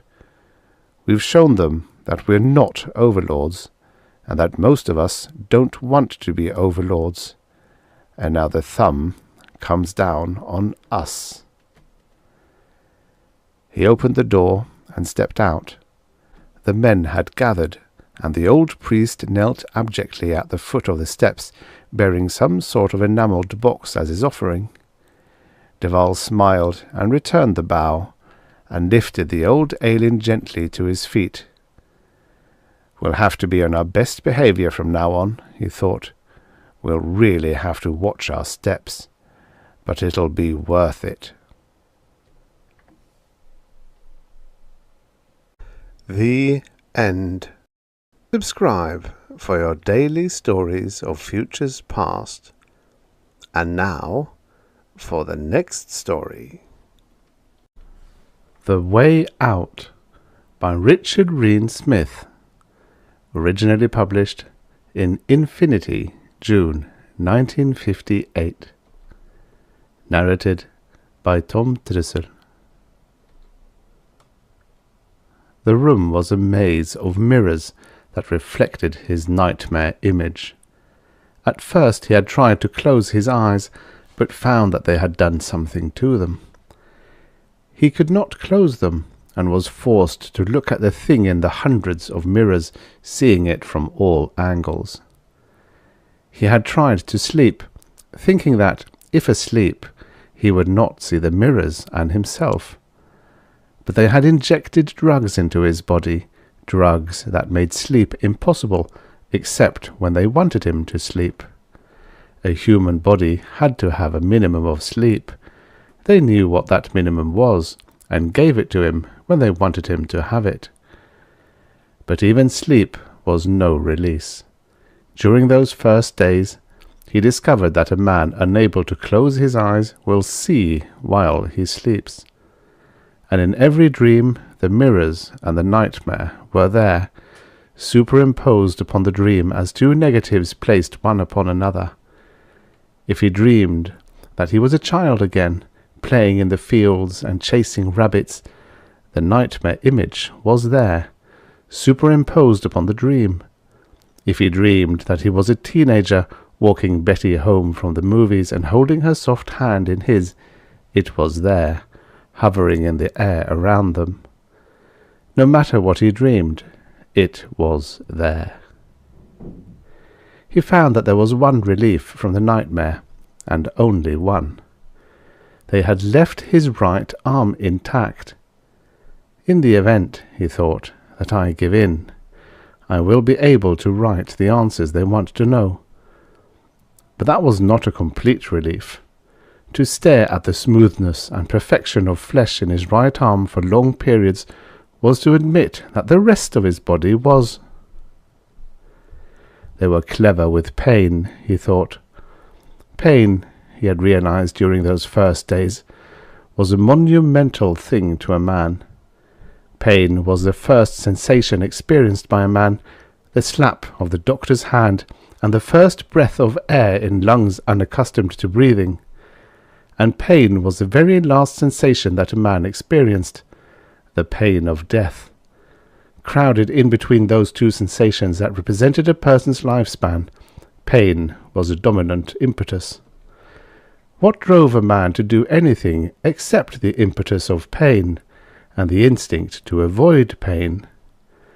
A man did a million things to avoid physical pain. To avoid hunger pains, a man would eat. To avoid the pain of coldness, a man would light a fire. To avoid aching muscles, a man would make a wheel to carry his burden. To lessen that burden, a man would split an atom. And a man did a million other things to avoid emotional pain. To avoid the pain of loneliness, a man would make friends. To avoid the pain of boredom, a man would play a game. To avoid the pain of ugliness, a man would create beauty. Not an unpleasant reality, he realized. Not unpleasant because it was necessary. Nothing in the universe moved unless a force pushed or pulled it. A man unable to sense physical or emotional pain would do nothing. There would be nothing to push him. As wind moved clouds, pain moved man. The sight of his body was not exactly painful to him. They had not disfigured him. They had only changed him. To disassociate him from his body, no doubt. What they had done to him many would call an atrocity, he realized. But in a war, every time one soldier killed another, it was an atrocity. One man had taken the life of another. They had a job to do for doing it. Successfully, he knew. When they came the next time, he would tell them. Want to know where Fort Meade is located on Earth? Give me a map and I'll show you. How many soldiers do we have in the mountain range? 100? I'll give you my best estimate. I'll tell you anything you want. Pain was the impetus to push a man, he knew. They had pushed him and pushed him, doing their job. and they had pushed him far enough. A man was not linked to other men and his nation and his world by tangible threads. A man was separate and distinct. A man's body was a world in itself. He had been pushed into his world by pain. Somewhere, beyond the wall of pain that came or vanished when they wanted, somewhere he had friends, an army, a world called Earth. But they didn't matter. His world mattered. And oddly, he wasn't afraid of pain anymore. It was just a thing to be avoided in any way. And he wasn't to be pitied. They had changed him. Sergeant Chester Gregg wasn't a man anymore. He was something that could be added to and subtracted from, a pliable thing that could be prodded and moulded, an object that could be pushed this way and that way. Murphy raised his head. He could tell from the flashes of artillery fire that they were surrounded. Ontarian artillery had a purplish flash of light that their own guns did not have, and he could see, in every direction, there was an occasional flash of purplish light. The flashes formed a circle around them. He lowered himself into the foxhole. "What?" Hank inquired. "Surrounded." "Are you sure?" Hank crouched in the semi-darkness as if about to pounce on something. "Damn it, if you don't believe me, take a look." Hank hesitated. He was a tall, lanky person with red hair and boyish freckles. He had an awkward, self-conscious manner, and despite his powerful body, the freckles and manner made others think of him as a boy rather than a man. He was 18, and combat had hardened his muscles without hardening his appearance. "I believe you," he said. "Do you think we'll get out?" "Hard to tell. Maybe." Murphy leaned back and looked up at the dark sky. It was filled with stars, stars that twinkled, and intermingled with them were other points of light that were not stars. They were atomic explosions, and unlike the stars, they did not twinkle. An atomic explosion in outer space, without the pressure of atmosphere, expanded tremendously. When it reached the limit of expansion, it faded, and watching a battle in outer space was like watching a maze of tiny blinking lights. Murphy watched those tiny blips of light every night. One night, if he lived long enough, there would be no blips of light, and that would mean that one side was beaten. They were fighting and dying on Antares, but the battle was a secondary one. It was the battle in outer space that would win the war. If the Antarians won that battle, then every Earthman on Antares would die, because there would be no more supplies. If Earth won that battle, the Antarians would be beaten, since they would have no way to stop Earth from sending more men and more supplies. He closed his eyes and tried to concentrate on the problem of saving Hank's life. That was his habit. Every time he went into combat, he picked someone like Hank, a kid, and stuck with him. He would worry about that kid, whoever he might be, and try to keep him out of tight spots. It was his way of protecting himself. Whenever he worried about his own life, his mind always froze. But worrying about someone else was different. "I think I'd rather die than be captured," Hank said. "I heard they have ways of making a guy talk, ways of making a guy tell them anything."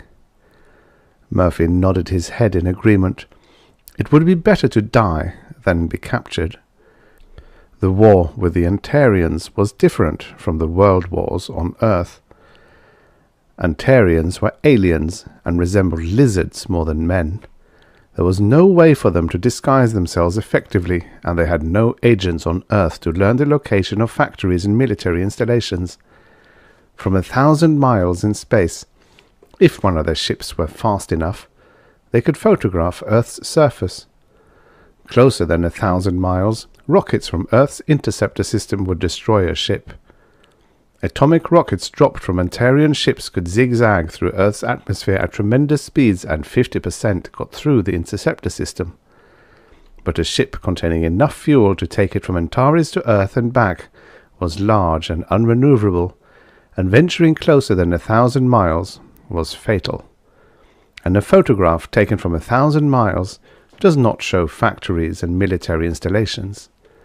Through magnification, the photograph will show rivers, mountain ranges, land masses, and varicolored patches of land that could be cities or anything. So the Antarians had been forced to hurl atomic bombs aimlessly. Those that got through the defensive system usually struck deserted areas. The Antarians had only one choice: capture as many soldiers as possible and make them tell where military targets were located. And to them, men were an alien form of life. Their science was not adapted to the human body. They had no drugs to affect the human mind. In the middle of an interplanetary war, they could not spare the workers time, wealth, and effort to invent drugs that had taken mankind itself years to produce. But it took them only a few minutes to make a whip. As Murphy listened, the distant rumble of exploding shells grew in volume. They were walking shells across the surrounded area. He flattened himself against the bottom of the foxhole and covered his ears with his hands. Even through his hands the roar of explosions was deafening, and he felt the ground shake while shell fragments whistled through the air above. That was Antarian tactics, he remembered. Whenever possible, they surrounded an area, pounded it until there were only a few men left, and then charged with their infantry, taking as many prisoners as possible. The roar of exploding shells diminished in volume as the barrage moved farther away. Silence. Murphy checked his rifle and rose. He looked across a desolate terrain covered with craters and smouldering shell fragments. The forest near them, that weird forest of 100-foot trees with green trunks and yellow leaves, was almost gone. The barrage had left only a few trees upright, trees with their branches torn from them, trees that looked like shadowy fingers pointing at the stars. "I suppose they'll be coming now," Hank said. "Any minute. They always follow a barrage." "I won't surrender," Hank said as he checked his rifle. "I know that. There wouldn't be anything to gain." "You couldn't surrender if you wanted to." "Huh?" "The army doesn't allow it. You see, the army tells you what to do, how to do it, when to do it, and where to do it. There's regulations in the manuals to cover everything. If there aren't regulations about something, that's because the army doesn't allow it. There are no regulations about how to surrender. That means you can't surrender." "Suppose you haven't got anything to fight with?" "No dice. If you only got one bullet, you fire that bullet. Then you use your bayonet. If your bayonet breaks, then you pick up rocks and throw them, and if there aren't any rocks around, then you attack with your bare hands. In other words, you keep fighting until you kill them or they kill you. If you surrender, you're a traitor." Hank was silent for a while. "If that's so," he said, "why do they have regulations about what to do after you're captured?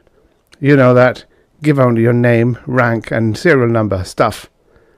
"That," explained Murphy with mock impatience, "is for those cases when a guy might be captured while unconscious. The army's sensible. It knows you can't fight if you've been knocked unconscious by something." "Did you hear the rumor," Hank went on, "that every guy going into combat has something done to him so he'll kill himself if he's captured? Hypnotism or something?" "Uh-huh." Murphy wished Hank hadn't mentioned that. He remembered, there at Fort Hendricks, something strange had happened. Take a battalion of men, line them up outside a hospital. One by one, as the men enter a room, give them an injection that knocks them cold.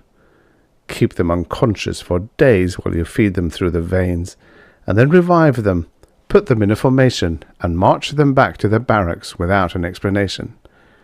Do something like that, and you'll cause all sorts of rumors. Those men will wonder what happened to them while they were unconscious. The more they wonder, the more fantastic the rumours will get. I doubt it, Murphy said. They had been whispering. No enemy followed a barrage so close that they were killed by their own shells, and Antarians could only move at a certain speed. That always left, immediately after a barrage, a few minutes during which they could talk or whisper in safety. But that time was limited, and they fell silent now. Murphy thought, somewhere out there, lizard-like things are crawling toward us. Any minute now, they'll be close enough to hear us if we make a sound, and they'll be waiting, hoping to hear a sound. They'll be holding their weapons with their tentacles as they move closer. They should be in a zoo where you could see them on Sunday afternoons and laugh. They're funny looking, but it's hard to laugh at them while they're trying to kill you. A rumble of sound. Murphy swung his rifle, aiming through the sights. It was a tank. They had no hand grenades, and it was impossible to knock one out with a rifle. But he reminded himself, he had explained to Hank, it was a soldier's job to fight, even if rocks if necessary. No, it was one of their tanks. Let's go, maybe they'll give us a ride. They climbed out of the foxhole. Murphy ran toward the tank, raising his arms above his head. Not a gesture of surrender, but a means of recognition. Antarians could walk on their hind legs, but their physiology did not allow them to raise their forelegs above their heads as men could. At night, when nothing could be seen clearly, it was the most effective password. The tank stopped. A voice came at them through the darkness. "What the hell do you want?" "Got room for 2 more?" Murphy inquired. "Give us a ride out. We're low on ammunition." A moment's hesitation, then, "Get in." Climbing into the tank was like climbing into a dark well. When the lid closed behind them, there was no light. The darkness annoyed Murphy, but he realized it was necessary. There were no slits for the crew to see through. Slits allowed bullets, radiation, and poison gas to enter a tank. The crew observed through periscopes that fitted tight against their faces. They were trained to work in the dark. It was a long, rough ride through the night. Murphy listened to the crew members, the roar of the motor. Now and then there was a sharp bark of the tank's cannon, and even through 4 inches of steel and lead he heard the roar of shock waves from distant atomic explosions.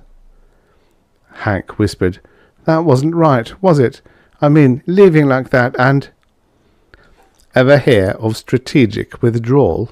Murphy asked. "We'll live to fight another day." Murphy slept at times. One time, after being awakened by a nearby explosion, one of the tank crew asked him his name and what unit he was with. He said he would radio their unit and ask if their CO had orders for them. Murphy gave his name and unit, then fell asleep again. Sometime during the night he felt a hand shaking him. "You lucky stiffs," a voice in the darkness said. "Your CO says you're to return to Earth on the next ship." Colonel Donovan climbed out of the jeep and walked a distance. He was a tall, husky man with powerful shoulders and prematurely grey hair. His face was hard and weather-beaten, and his eyes held the only hint of his intelligence. He did not have the delicate features and slender fingers of an intellectual, but his grey eyes were cold and alert. He had climbed to the rank of colonel partly by his physical strength and partly by that deceptive intelligence. He had an aggressive way of tackling a problem, a way of prodding it and beating it with its mind as if it were a physical thing, and he were beating it with his fists. During his career he had solved numerous problems with his different approach. The intellectuals, the men who solved problems, had minds as alike as if they had been cut from the same pattern.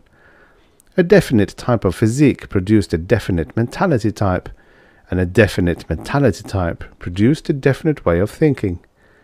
The intellectuals were similar in body and mind, and their answers were often too similar. when the UN wanted a different answer. It called upon men such as Donovan. And Donovan had a new problem. He lit a cigarette without looking away from the ruins of Fort Meade. He could see at a glance that it had been a direct hit. Every building had been levelled, the ground scorched and fused into weird glass-like substances. There had been no burial details. Of all the thousands of soldiers at the fort, there had been no remains to bury. He had no special purpose in viewing the ruins, except to goad his mind. Reports on his desk in the new Pentagon of the facts. 7 military bases such as Fort Meade had been bombed by the Ontarians. All direct hits. It meant one of two things. 1. The Ontarians could take a photograph of Earth from 1,000 miles and spot military installations on that photograph. 2. They had tortured prisoners and learned the locations. Number 1 was improbable. Number 2 was very probable. He wondered, how do you prevent a man from giving information? It was an important problem. There seemed to be no way to prevent the Ontarians from taking prisoners, no way to prevent them from torturing prisoners. If they captured enough prisoners, they could learn the location of every military base and war plant on Earth. Every soldier knew the location of something vital. Almost every soldier could point to it on an aerial map. It was a simple matter of spotting rivers and mountain ranges and judging distances. The possibilities of preventing their men from talking were few, he realized. There was the standard answer: give a pill to every soldier and tell him to swallow the pill if he's captured. But that was a wrong answer. It had been used before, but only in the case of espionage agents. Used on an army of men, it would have a demoralizing effect. It would imply that you expected them to be captured. And what percentage of men would commit suicide?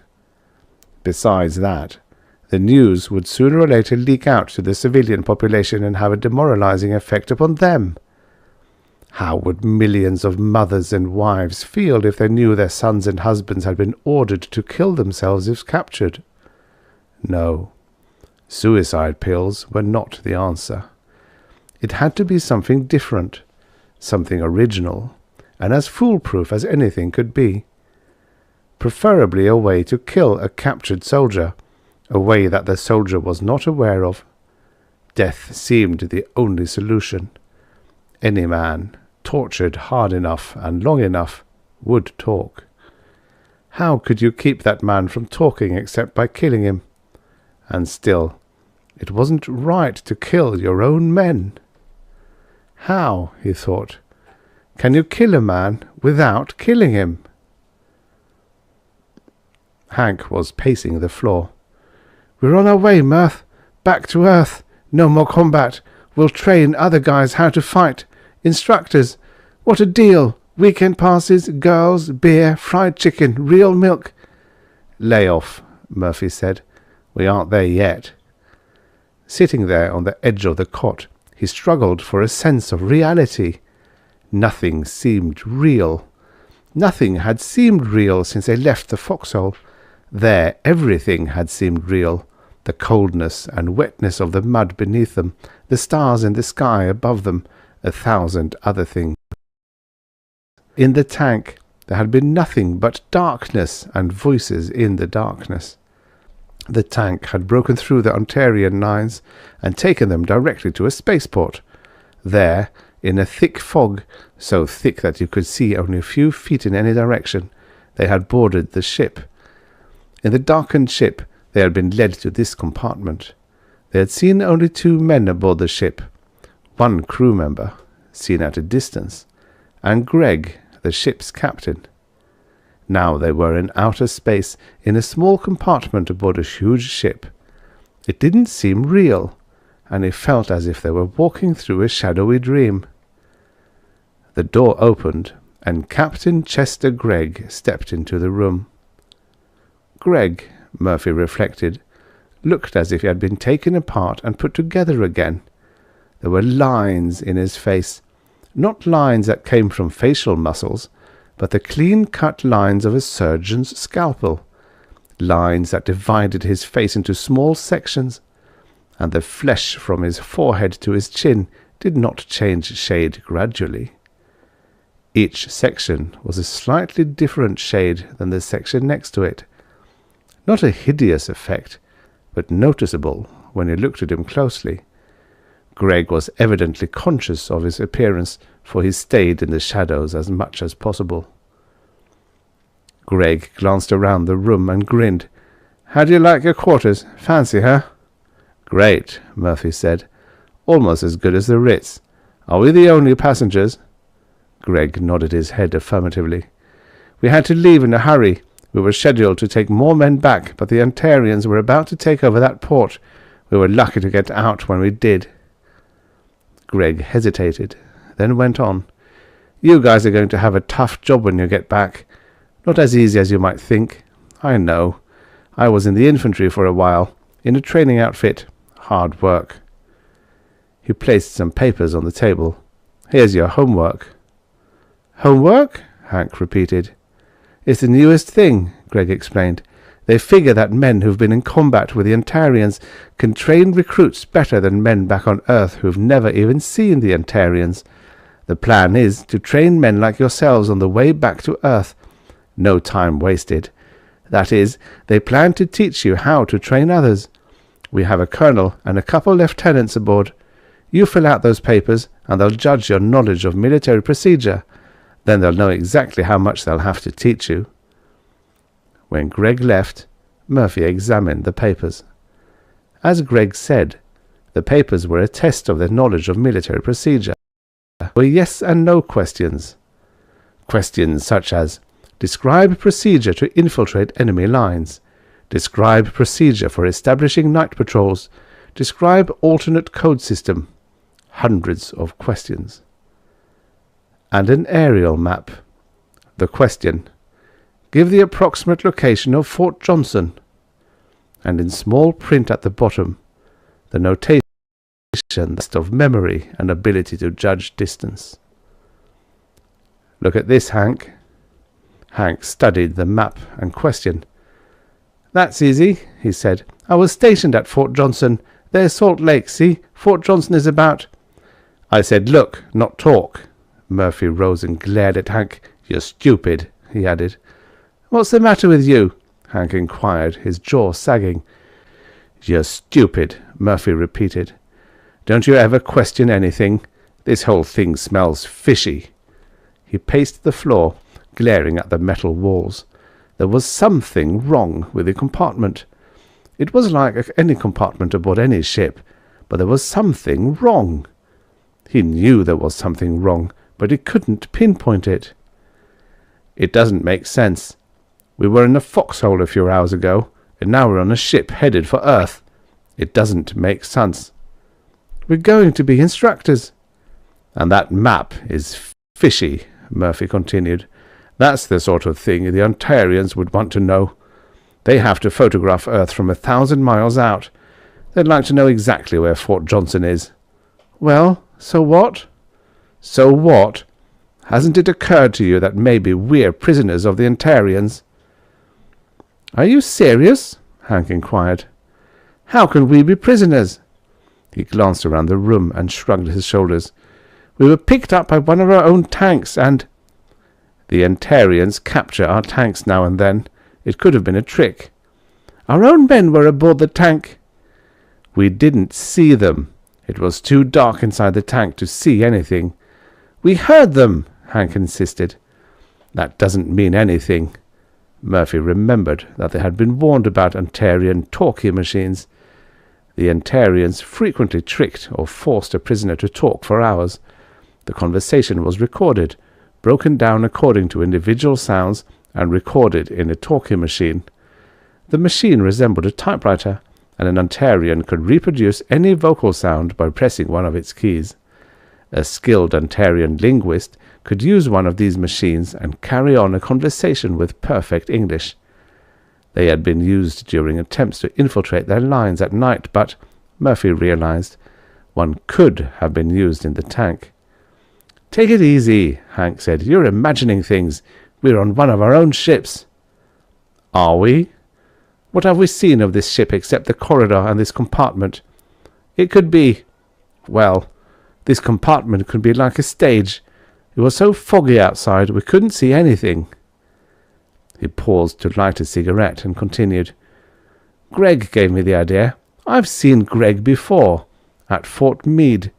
I remember him, but he doesn't remember me. Of course, that's natural. You meet a lot of guys in the army, and you can't remember them all. But Greg was in the infantry, like he said, and now he's a ship's captain. Our army doesn't work like that. The infantry doesn't take a man and train him to be a spaceship captain. That's the sort of thing the Ontarians would do. They have a screwy theory about their soldiers being versatile." Hank's eyebrows rose. There was a trace of doubt on his face. "We're here," he said nervously. "We can hear the ship's engines." Murphy listened. True, they could hear a ship's engines. "Could be a recording," he said. "If there's a possibility, maybe we shouldn't talk so damned much." Hank rose to his feet, frowning. "If you're right, they may have hidden microphones." "What's the difference?" If they were prisoners, Murphy thought, there was no reason to keep the Ontarians from knowing that they knew. There would be no chance to escape, no way out. Ontarians took their prisoners far behind their lines.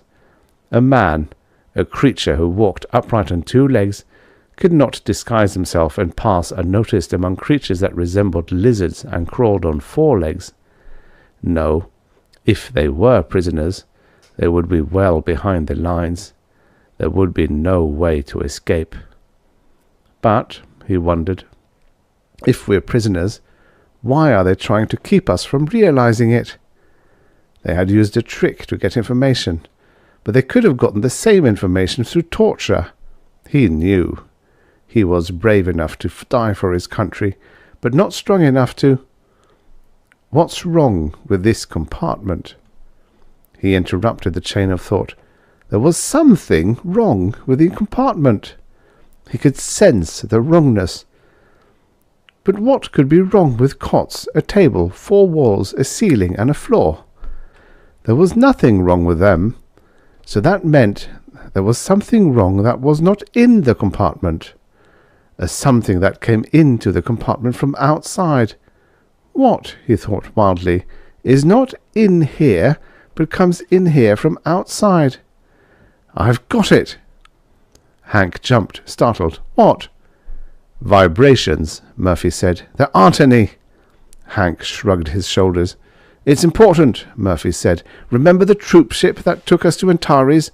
I remember I had trouble sleeping because of the vibrations. Every ship has vibrations. The engines kick up one hell of a fuss and the vibrations travel all over the ship. Not so bad in some places, but you can feel them anywhere. He pressed his hands against a wall. Hank, some of the colour draining from his face, did the same. See, Murphy inquired, there are no vibrations.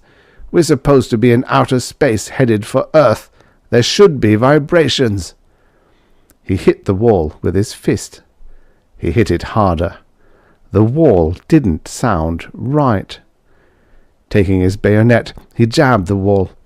The blade cut through a thin layer of metal no thicker than 1/16 of an inch. Laughing wildly, he cut a large rectangle. The section clattered to the floor, exposing a layer of wood. He kicked at the wood, dry, crumbling wood that gave way beneath his foot. He climbed through the opening. Hank followed him. Colonel Donovan studied the papers before him with blank eyes. Lately the project had started to annoy his conscience, and the fact that it was a logical move did not lessen the annoyance. There at Fort Meade he had faced the problem. How can you keep men from giving information when captured?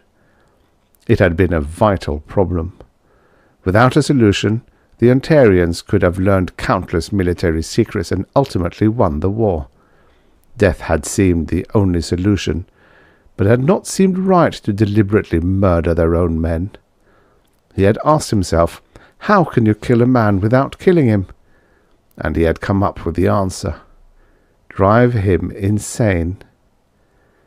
They had placed him in charge of the project, and he had organized a group of psychologists, psychiatrists, chemists, doctors, and sociologists. He had asked them, "Can you install the seeds of schizophrenia in a soldier? Seeds that will bloom upon the realization that he is a prisoner of the enemy, and only upon that realization." The answer had been, maybe, and they had started on the project. The system had been developed after months of research and experiment. It worked through a combination of surgery, hypnosis, psychiatric, encephalographic, and chemical treatment, all given to a soldier while under drugs and hypnosis. Although the originator of the system, no one had told him exactly how it worked. In such matters, it was the Army's policy not to tell anyone who did not have to know, and, not being a scientist, he would not have understood all the mechanics if explained to him. But he had a vague concept. A soldier realizes that he is a prisoner of the enemy, and the realization triggers a reaction planted in his mind. A reaction placed there by surgery, hypnosis, psychiatric, encephalographic, and chemical treatment. The reaction forced the soldier into a schizophrenic dream, entirely separated from the world, a tight, permanent dream dissociated from all sensory perception, a dream that not even Antarian whips could reach. And it annoyed his conscience. He was responsible for the insanity of thousands of their men. He could not help feeling that perhaps, if he had tried harder, he could have thought of another way. The door opened, and Phillips burst into the room in his customary manner. He threw some papers on Donovan's desk. "Our new project," he said. "A tough one. Impossible, I should say." While Donovan glanced at the papers, Phillips slumped in a chair and lit a cigarette. "The Ontarians have made a counter-move," he explained. "We found a way to prevent them from torturing prisoners and getting information, but our system depends upon the realization by a soldier that he is a prisoner. The Ontarians learned that, and now they have a new approach. They use our tanks that they've captured and pretend to be our troops while they trick information from our men. You see, our men have the treatment, but they don't realize they're prisoners, so the treatment doesn't work. Our new project is to find a way that our men will realize they're prisoners despite any trickery." He shrugged his shoulders as if the problem were a tangible thing and he wished to thrust it aside. "Anyway, the war is almost over and the Ontarians are losing. I don't think it'll make any difference whether we find a solution or not. The war will probably be over before—" He hesitated when he noticed Donovan's expression. "What's the matter?" he inquired. "You look sick." "Nothing." Phillips nodded his head. "I get it. The same old stuff. Your conscience is bothering you again." He leaned back in the chair, placed his hands behind his head, and looked up at the ceiling. "You're foolish to let it bother you. You know what happened to me yesterday? On the way home, I had a flat tire. It was raining, muddy as all hell, and I messed up my last clean uniform. The tire was ruined. Now I haven't got a spare and can't buy one because of this damned war. My wife's sister, Louise, is staying with us now. Her husband was killed on Antares, and she cries all night, every night. Now and then she gets Martha crying. Last night I couldn't stand it, so I went out and had a few drinks. I got charged with drunken driving, and when I got home this morning I really caught it. Martha's talking about getting a divorce. She says Donovan groaned. "Phil, I'm interested in your problems. Some day we'll sit down together and cry on each other's shoulder, but—" Phillips raised a hand. "I was trying to illustrate how we all have 100 big and little troubles every day. The fact that the system prevented thousands of men from being tortured does not matter to you. Your stupid conscience hurts because you're responsible for driving men insane. But you don't understand. It's not a simple case of schizophrenia that our men get. It's a schizophrenic dream. The system blocks all sensory contacts and speeds up the mind. You know how a person dreams only a few seconds before he wakes up, and that dream seems days or weeks long? Can you imagine how much a dream can be speeded up and clarified by drugs? How much a dream can be controlled by hypnotic suggestion? How much experience can be... Murphy saw that they were on a street, the tall angular shadows of strange buildings all around them. He heard a shuffling noise and turned to see Ontarians crawling toward them. They were prisoners. For some reason, the Ontarians had kept them from realizing it, and... A brief, intense pain ripped through his skull. He closed his eyes for a few seconds, then opened them. The Ontarians were dead, their bodies riddled with bullets. There at the end of the street, their troops. He looked up at the sky. There were no blinking pinpoints of light among the stars. The war was over. They had won. The years that followed were good ones for Murphy. Although he had never written a line before, he wrote a novel about his war experiences and became a bestseller. He went to Hollywood when a motion picture producer purchased the story and, unbelievably, became an actor. He had never considered himself a handsome man, but millions of viewers considered him handsome, and beautiful women were attracted to him. He married and became the father of 2 children. Life seemed like a dream. A perfect dream in which, day after day, year after year, everything was perfect. The end. Subscribe for your daily stories of futures past. And now, for the next story. Weapon by J.F. Bone. Originally published in Amazing Stories, June 1961. Narrated by Tom Trussell. Bright chatter flowed around her, filling the clean-conditioned air of the room with inconsequential noise that hid the tension in a froth of words. It was what wasn't being said that was important. Ellen Fisk thought as she listened to the high-pitched voices. Of course, one never paraded feelings. It was indecent, something like undressing in public. But this matter of keeping a stiff upper lip could be carried to extremes. You went to these get-togethers, played cards, and talked about dresses and children and grocery bills just as though there was no war, as though the Eglani never existed, as though the men in the Navy would come back as regularly and predictably as they did from commercial runs in the old days. But try as you did, you couldn't keep the undercurrents hidden. Fear clung to the sharp shards of sound.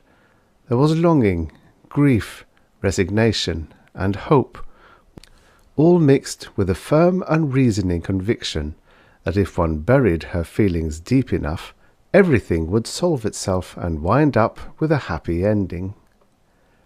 Her hands tightened convulsively, and cards squirted from her fingers to the floor as the high-pitched, keening shriek of a spaceship's jets came to her ears. The talk stopped suddenly as every woman in the room paused to listen, and every eye turned involuntarily toward the ceiling. A big one was coming in. The entire house shivered, quivering in resonant sympathy to the throbbing pulse of the spaceship's drives. The sound swelled to a crescendo, to stop abruptly with a sharp finality that left an aching silence in its wake. "I'm sorry, Anne," Ellen said, as she bent to retrieve the cards scattered on the floor.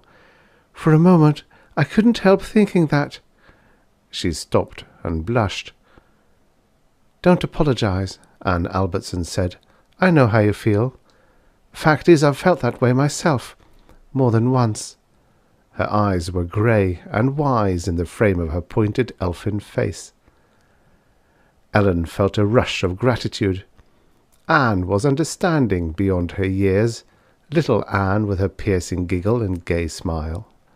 Anne with a husband already a week overdue. She didn't allow herself the luxury of worry, Ellen thought enviously, but then she had been married nearly 4 years now. She was a veteran of 1,000 nights of waiting, not a bride of 4 months who had only seen her husband twice since that utterly mad and beautiful honeymoon, that precious 2 weeks torn from a reluctant navy. It wasn't easy to be a navy wife, to listen to the shriek of jet blasts that lowered ships to earth or sent them hurtling outward into the void. It wasn't easy to constantly once more, or as the weeks passed, to feel the question turn to a prayer. Please, God, make this one his. Make it his. This one wasn't Alton's ship. It couldn't be. He wasn't due back from patrol for another week, and until that week had passed, she needn't worry. Her reaction was just the involuntary twitch of overwrought nerves. The talk began again, the bright chatter that tried so hard to hide the constant unvoiced prayer. Please, oh please, God, let this war end. Make this senseless killing stop. Turn the Eglani back to where they came from, and let us go back to the ways of peace we know and love. The prayer, Ellen thought bitterly, didn't have a ghost of a chance of being answered. God apparently was on the side of the biggest fleet and the best battle discipline, and neither of these was the property of the Confederation. For centuries men had travelled the star lanes unopposed. Intelligent races were seldom encountered, and those that were always on a lower technological level than the outward sweeping hordes of Earth. They could be safely ignored and their worlds bypassed. There were plenty of others without intelligent life. Colonies were planted, civilizations were built, wealth was produced, traded, and exploited, and in time a loosely organized confederation was established, a glorified board of trade that advised rather than governed. And as system after system passed by default into mankind's hands, the idea grew that the galaxy was man's oyster, and the Creator had graciously provided him with a knife. At that, there was some justice in the thought. An expanding civilization meeting no obstacles for centuries is unlikely to believe the minority of Cassandras. So when the expanding front of humanity years of peaceful expansion were poor experience to pit against an organized race of warlike conquerors. The war wasn't going too well. Even the communiques had stopped calling the shrinking sphere of human power strategic withdrawals and tactical regroupments. Nowadays, they either didn't mention the loss of another world or published the new frontier line without comment. Long ago, the dent in mankind's expanding perimeter had become a bulge, and the bulge a dome that cut inexorably into the worlds of the Confederation. Slowly, man's domination of this sector of the galaxy was being blotted out. In slightly more than 5 years, 100 Confederation worlds had fallen into the hands of the Eglani as the Confederation evacuated and withdrew, bartering precious space and lives for infinitely more precious time to forge the weapons and battle skills to crush the aliens. Ellen knew all this, but it didn't seem important. What mattered was that her man was out there on the frontier fighting the Eglani. She wanted him home with all the blind possessive selfishness of her sex. She wanted to feel his arms around her, and later in the quiet of the home to tell him what he had a right to know. She laid down her cards and ran the hands over her abdomen with a curious half-protective, half-possessive gesture, a wry smile touching her lips. She was doing her part, just as Alton was doing his. Life was needed. Life had to be replaced. Another keening shriek from the sky. Another ship was in. And Ellen was standing up. Her face was glory. "It's Alton," she said with odd softness. "I'd know the sound of those drives anywhere in the galaxy." And then, quietly, she fainted. Within minutes after landing, Interrogation teams from Central Intelligence swarmed over ship and crew like vultures on a dead carcass. For hours, the questioning and examination went on, and not until the last tape, the last instrument, and the last crewman of the Dauntless had been wrung dry of information did the torture stop. Literally nothing was overlooked, but the results, as usual, were negative. 3 strikes, 3 kills, 2 boardings, and nothing to show for them but Eggland corpses. As usual, the aliens were thorough. They fought while they could, and died when they could fight no more, and headless bodies were no use to Central Research. Reluctantly, Intelligence released the officers and crew. The Eggland enigma was no closer to solution than it was 5 years ago when the aliens had blasted a Confederation exploration ship and had started the war. But Commander Alton Fisk wasn't worried about that.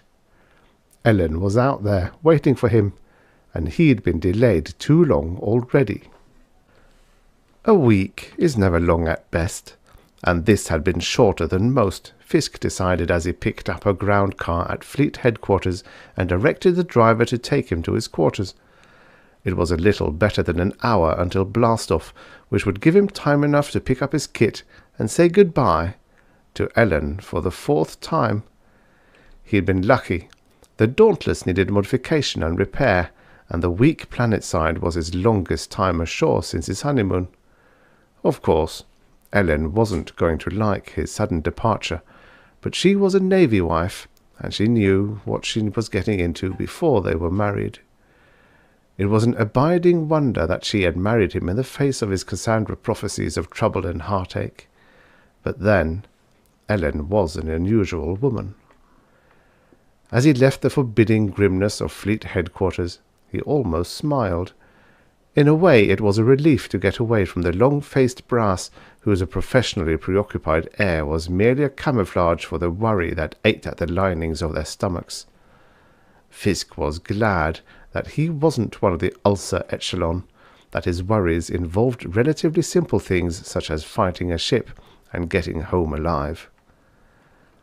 As it was, the pain of leaving again was bad enough, and if it weren't for Ellen's get-togethers, it would be greater. They were the one fault in an otherwise perfect character. How a perfectly sane and sensible woman could endure those gab-fests where every blessed female was talking at the same time was more than he could understand.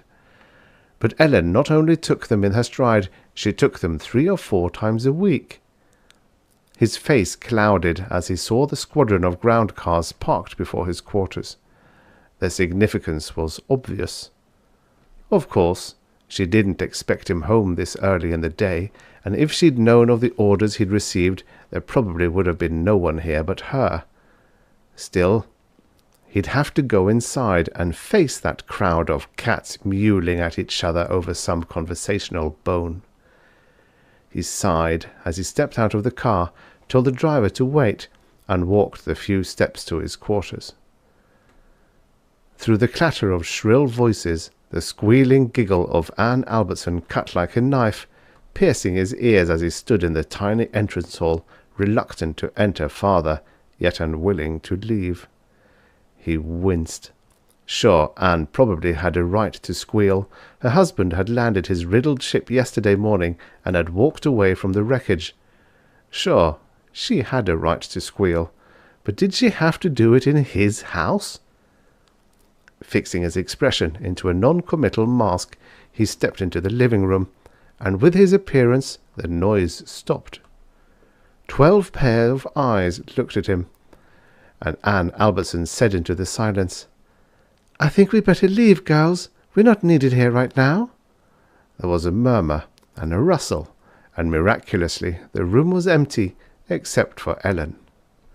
She stood in front of him, a slim, straight girl with a face that was oddly white against the wealth of her blue-black hair. She wasn't pretty, Fisk thought. She was beautiful. "Are you off again?" Ellen asked. Fisk nodded. Wives, he suspected, were telepathic. "Admiral Koenig should go drown himself," she said bitterly. He has no right to send you off like this. You've been home only 6 days. That's twice as long as last time, Fisk pointed out reasonably. He felt proud of her. She was pure steel all the way through. No tears, no fuss, even a faint smile on her lips. If possible, he loved her more than ever. If you don't like it, he continued with a wry, you might take it up with the Admiral. Not me, Ellen said. The one time I saw him at close range, he scared me half to death. Oh well, you needn't worry. It's just another try for prisoners. The Research Institute wants a live Eglin. Haven't they got some? Ed Albertson came in with a few last trip. Those were civilians. The labs want a military man or two. There's a lot of differences between the Eglin military and civilians that don't make sense. All they'd need to do is look at our fighting men. There's a lot of differences between them and civilians that don't make sense. Fisk grinned. Anyway, it's a milk run this time. He lied. Don't kid the troops on the home front, she said. It's a big, mean and dirty. It's no worse than any other mission.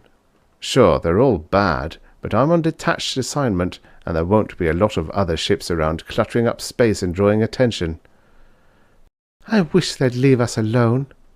So do I. But these mule-eared Eglin militarists aren't going to be satisfied until we pin their ears back. I suppose so, but I don't like to think of you out there. Someone has to go, he said quietly. And besides, I've always managed to come back.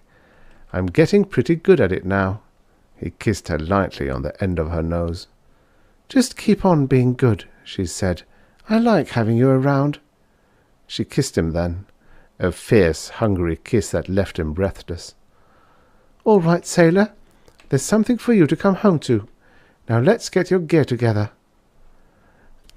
Ellen followed him to the door. I'm not going down to the field with you this time, she said. Last time was enough. I don't think I could stand watching you disappear outside again. But I made something to take with you.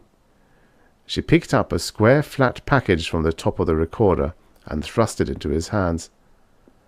Another tape like the last one? He queried. Not exactly like the last one, she smiled. But it's along the same lines. You said you liked the other. I did. It was nice to hear your voice. And would you believe I never grew tired of hearing it? It gets lonely out there. It gets lonely here too. Now off with you, or I'll be tempted to kidnap you for the duration. She kissed him, a cool, wifely kiss that was tender but passionless, pushed him gently away, and stood beside the door until his car disappeared around the corner on its way back to the base. She sighed and turned back to the house. That was all it was now, just a house. But for the past week it had been a home. She wondered when, if ever, it would be a home again. It was starting already. The worry, the hidden fear, the agony of suspenseful waiting. She jumped as the doorbell rang, and Anne Albertson's face appeared in the viewplate. I came back, Anne said as she entered the room. I thought you might need me, and besides, I forgot something.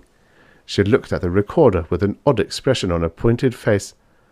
Well, she said finally, I didn't think anyone wanted it worse than I did. I thought it might amuse Ed. He's pretty low. He lost a lot of men. Wanted what? Ellen asked curiously. That recording I made of the first part of our get-together. I left it lying on top of the recorder, but it isn't there now. Ellen gasped and put the back of her hand to her mouth. Oh, no, she said in a strangled voice. Anne looked at her curiously. I gave it to Alton, Ellen said. I thought it was the one I made for him. Oh, well, he shouldn't mind. Your voice is on it, too. You don't know Alton, Ellen said miserably. As the Dauntless bored through Seath space in the middle blue component, Fisk reviewed his last meeting with Admiral Koenig. It hadn't been too satisfactory. Central Research, it seemed, still wanted a live Eglin trooper. It didn't matter that the Navy hadn't captured one in 5 years of trying. The requirement still stood. It took no great intelligence to understand why Central wanted a prisoner. A great deal about the aliens could be understood if there was live meat available. The only trouble was that there never had been, and probably never would be, a live Eglin prisoner of war. Fisk automatically excluded the Eglin civilians. They were essentially no different than a civilized human. It puzzled Fisk how a people who were gentle, civilized, and understanding could produce a warrior caste so fiercely dedicated and so utterly different was a mystery he couldn't solve. Sure, some of it probably was connected with the suicide devices surgically implanted in their skulls, but that wasn't all of it. Their fanatic will to fight, their utter disregard of death, and their incredible discipline had no reflection in their civilian counterparts. The Eglin soldiery were a living denial of the human axiom that a society left its impression upon all of its components. Certainly there was no reflection of the Eglin civilian in the Eglin soldier, or vice versa. Groups were involved that the Eglin superiority was apparent. And then it was overwhelming. There was some trick of discipline or communication that welded a group of Eglin fighting ships into a single cohesive unit that was thus far unbeatable. Humanity had to learn, or it was lost, and would go the way of the other civilizations that had been in the path of alien conquest. Fisk shrugged. Given time, men might learn the answer. But time was getting short. Koenig felt that if the answer wasn't found soon, humanity would pass the point of no return. Already the inner worlds were glutted with refugees. Industry was trying vainly to gain upon the tremendous attrition in ships and weapons and still supply the population. Financial structures were tottering on the brink of ruin. Taxation was oppressive. Restrictions were galling and unpleasant, and everywhere disaffection with the progress of the war was rampant. If the armchair admirals had their way, Koenig had said bitterly, we'd be through now. But we can't hold out much longer. This delaying policy is going to split wide open. We're going to be forced to mount a counter-offensive against an enemy we know can outmaneuver and outfight us in large formations. An enemy who knows a great deal about us, but about whom we know nothing. We simply have to get a line on how they operate. So here he was again, chasing the will-o'-the-wisp of an Eglin prisoner. He sighed, shrugged, and turned his attention to the banks of instruments that recorded every vital function of the ship. This part of the voyage was easy. Not even the inhumanly efficient Eglani could guard all parts of the fluid hemisphere they had pushed into the territory of the Confederation, and ships travelled with relative ease across the ill-defined border that separated the two warring races. But life aboard ship was neither easy nor relaxed. Under Fisk's command, it was a constant striving for perfection. 5 years of battle experience had taught him that neither officers nor crew could become too familiar with the offensive and defensive armaments of a ship. Constant practice was the only answer to Eglin coordination, and every man aboard knew that the more proficient they became, the better were their chances of coming home alive. So all hands spent every spare moment refining skills of war, solving simulated tactical problems, trying to increase response speed and improve combat efficiency. Fisk checked the control console, his eyes sweeping across the lights and dials that indicated the Dauntless was manned and ready, and that the crew were at their proper stations. Satisfied that everything was in order, he set up a tactical problem on the board and buzzed for the executive officer. "Take over, Oli," he said, as the exec slid into the chair beside him. A stinker you leave me," Olaf Pedersen remarked as his eyes scanned the board. "I'll be in quarters if you need help," Fisk said. He pushed off in a flat dive toward the hatch that led to his quarters as Pedersen took up the problem and the drill went on. As ship commander, He enjoyed the priceless luxury of privacy, and for the little time that remained before breakout, he would luxuriate in solitude and listen to what Ellen taped for him. It was a pleasure he had carefully saved for this moment before they went into action. He hoped that it was something gay and inspiring, perhaps with a little of the affection they had for each other, but whatever it was, it would be Ellen's voice, and for a while it would give him the illusion that she was near. He webbed into his shock couch, threaded the spool of tape into the playback, and flipped the switch. For a few seconds the tape hummed quietly through the guides. Then a blast of noise erupted from the speaker. Anne Albertson's piercing giggle. Laughter. Voices, piercing female voices pitched at the most irritating level, a cacophonous clatter through which snatches of treble phrases sliced with nerve-jangling shrillness. Fisk's howl could be heard through the entire forward part of the ship. He reached out angrily to turn off the playback, but even as he did, he hesitated. Ellen must have given him this tape for a reason, and it was obvious that he was missing it. She wasn't the sort to play practical jokes. Gritting his teeth, he forced himself to listen to the gabble that rasped his ears and frayed his temper. It was the quintessence of irritation, a garbled, calm-destroying jangle that had all the comfort of a dental drill grinding out an infected molar. And then he heard it. The background noise died a little, and across the disconnected chatter came Ellen's voice, clear, crisp and light, mouthing the same banalities as the others. It was wrong. Everything about it was wrong. And then he understood. For behind her voice a pattern emerged, a pattern that was neither light, nor gay, nor superficial. It was a desperate clinging to the familiar little things that made up normal life, a deliberate avoidance of the war, the fear, and the worry. And Fisk realized with an odd feeling of surprise that here was a counterpart of the wardroom gabfests aboard ship. The attitude was the same. There was no essential difference.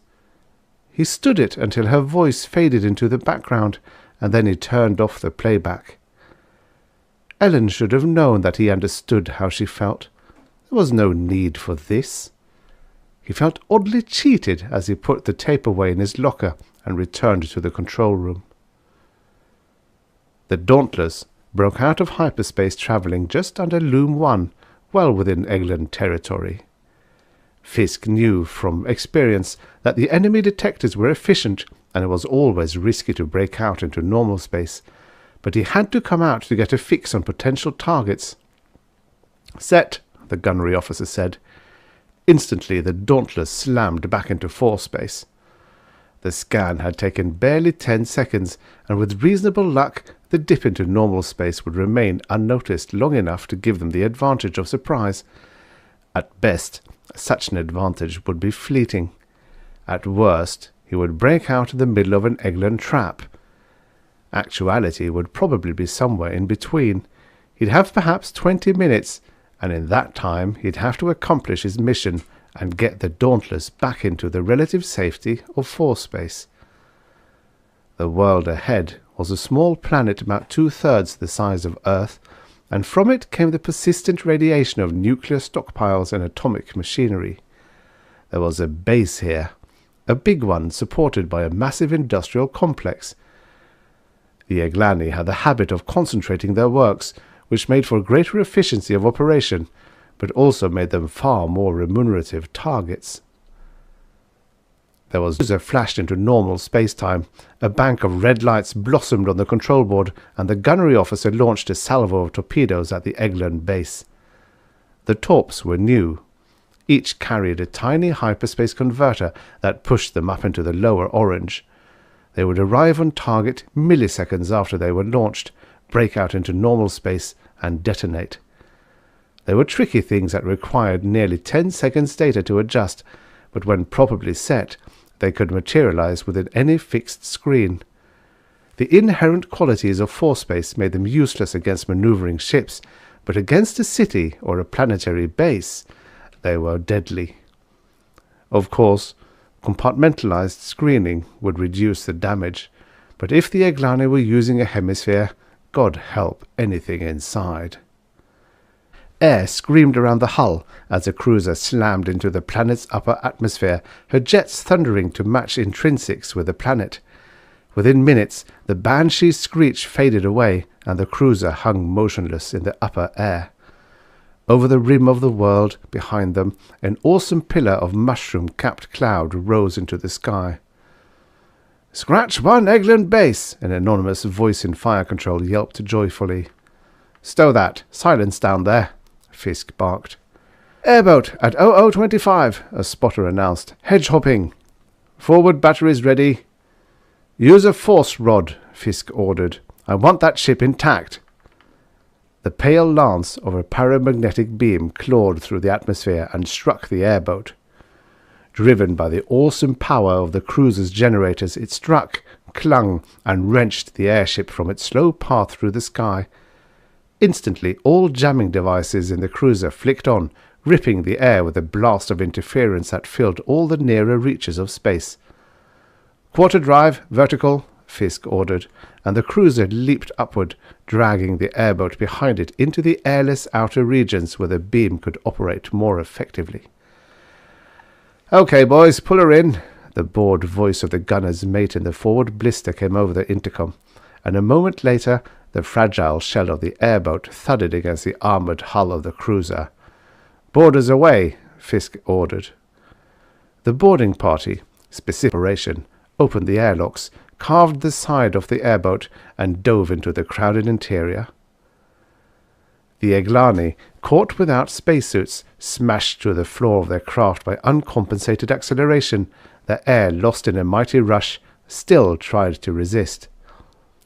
Space is not immediately lethal. Holding their breath, several managed to fire a few hand blasts at the incoming boarders. But it was useless. The beams clawed futilely at the heavy armor, and the return fire carved a smoking path through the packed bodies. Then the living died to join the already mutilated dead as tiny explosions limned their heads with momentary brightness. Fisk sighed, visible in the view screen. Another abortion. But he had expected it. No one yet had caught a living Eglin soldier, and he didn't think that he'd be the first to do so. Young Lieutenant Fitzhugh, commanding the party, stepped up to the signalman's scanner and reported, "They're all dead, sir. We have no casualties." "All right, disengage and return," Fisk said as the signalman scanned the piled headless heap of short-legged, long-bodied aliens. One still had a face. The wide mouth, prehensile proboscis, and mule ears were still intact, but the back was gone from its head. The face had a mask-like quality as it glared up at him with bulging eyes half-driven from the cavernous sockets. Ice Lieutenant Fitzhugh turned away from the scanner, and one by one the men came back along the boarding line to the cruiser's airlock. The scanner flicked off as the signalman made his way back. "Enemy on starboard beam!" The talker's voice was lost in clangor of alarms and a thudding concussion as the entire starboard battery erupted one simultaneous blast of destruction at the Eglin cruiser, which had suddenly emerged a scant 5 miles away. The Eglin was quick, inhumanly quick in his reaction. He had broken out much too close, but even so his primary screens flared an instant before the broadside struck. But no primary screen ever built could stand alone against the megatons of energy that instantaneously erupted against it. Screen and ship disappeared in the hellish blast, reduced instantly to glowing radioactive gas. The enormous fireball licked hungrily toward the Dauntless as the automatic controls promptly took her back into hyperspace. Lieutenant Fitzhugh, still 10 feet from the open airlock, saw the flare of the explosion and the premonitory shudder of the ship. He knew that he didn't have time enough to make it. With the strength of desperation, he threw the object he carried toward the rapidly closing airlock as the ship vanished from sight and the searing fireball enveloped his body. He never had time to decide whether his aim had been true or not. Fisk looked at the Eglin head Lockman Vornov was holding up to his viewplate. The man was talking. "He was still outside when we hypered, sir, but he threw this in through the airlock. It hit me on the leg, sir." For the first time, Fisk really understood the term mixed emotion. He was feeling it now. Regret at Fitzhugh's death was exactly balanced by the wild hope that the impossible might have happened, that the head was that of an Eglin soldier rather than a civilian. Certainly Fitzhugh wouldn't have brought it back unless he had good reason to suspect that it might be useful, nor would he have tried so desperately to get it aboard ship. "Get that thing down to Doc Bonner," he ordered, "and tell him that I'll be along in a minute." Old Doc Bonner, who derived his nickname from combat rather than chronological age, looked inquiringly at Fisk. "Should I post it or pickle it?" he asked. "Post it. It might blow up before we reach home. Get to work." "It's a point," Bonner admitted, "but it might not be too valid with headquarters. Since it hasn't exploded by now, it probably won't." Fisk shook his head. "There's no sense in taking chances. Besides, it might belong to a civilian." "Not this baby," Bonner said. "It's military." He indicated a white line at the base of the skull. "That's where they blow up," he said. "There's a charge implanted there. And besides, it's as you say, sir. We shouldn't take chances." Bonner laid out a row of shining instruments, turned on the visual recorder over the table, and went to work. Must have been quite a bit of dissection here," he commented as he inspected the back of the head. "Poor job of suturing, and lots of fibrous connective tissue, but it's healed well enough." He cut in delicately with a scalpel. "Uh-oh, pay dirt. Now wait a minute. Let's find out where these leads go. That'd be the spinal accessory nerve if this head were human, but with this fellow it might be anything." He swung an autocamera into place and took a series of still pictures, probed the skull for a moment with a pair of long-jawed forceps, and lifted out a tiny translucent capsule with a fused dark globule dangling below it. "Ah, here we are." He placed the capsule carefully in a cotton-lined pan. "You'd better get that thing down to engineering," he said. "That's not my line. I'll finish this post while you're gone. I might find something of interest to report in the medical journal. Incidentally, that capsule was linked to the nerve over a micropore graft. I'm keeping that part for microdissection. It wouldn't do you any good." Fisk took the pan and left the surgery. Doc was right. This was the part that was his baby, not that eaten there on the tray. Chief Engineer Sandoval took the pan gingerly. Setting it on a bench, he peered at it thoughtfully. A sealed unit," he said. "We'll X-ray it first, and maybe then we can do something about it." "Better disconnect that detonator, or the damn thing may blow your head off," Fisk advised. "Don't try to tell me my business." Gibble grinned. "I was doing this when you were in knee pants. You go back and run the ship, and me and my boys will find out what makes this tick." Fisk grinned with mild embarrassment. "Okay, Sandy, I'm off to the ivory tower. Pass the word when you find what cooks." "Sure thing." Bonner reported nothing new on the brain. "It'll make a nice paper," he said, "but that's all. In fact, I'd surmise our own are a trifle more complex than theirs if convolutions have anything to do with mental power. The Eglin brain is rather simple in some aspects, but of course, it's the relative weights of brain and cord that really count." "You're way over my head," Fisk said. "Incidentally, what did engineering find out about that gadget?" "No report as yet. I'll let you know if anything develops." Fisk cut Doc off the intercom as Chief Sandoval came in. Fisk looked at his grim face curiously. "What's the trouble?" "Nothing. That's the hell of it. I've been kicking myself for not figuring it out before. That gadget's nothing but a fined-up subetheric communicator. We used them before the Lorcom was developed. There's an explosive charge, but the arming mechanism was burned off, and that's it." "Not quite," Fisk said. "There was a direct neural connection, and that's why they fight as a unit. A ship's commander would have a complete charge of his ship like a brain with 100 bodies, and he's probably hooked up with a squadron CO, and the squadron CO—" "What a system!" Fisk cut off and twisted the selector. "Communications," he said. "Aye, sir. Contact Chief Engineer Sandoval, tape his data, and send it to Prime." "Sorry, sir, can't be done." "What?" "Yes, sir. There's an interference blanket in sheath that you can't drive anything through. I've been trying to raise base for an hour." "When did this come on? Why wasn't I informed?" "It came on about an hour ago, and you were busy. We've never had anything like this before, sir. I thought I'd like to punch a beam through it before I quit." "All right. Break out the message torps, tape the data, and send them off." "But—" "That's all, Lieutenant. Get cracking." "Aye, sir." "Well, that's a new wrinkle," Fisk observed. "They've figured out our Lorcom, and we're jammed." Pedersen looked up from the control board.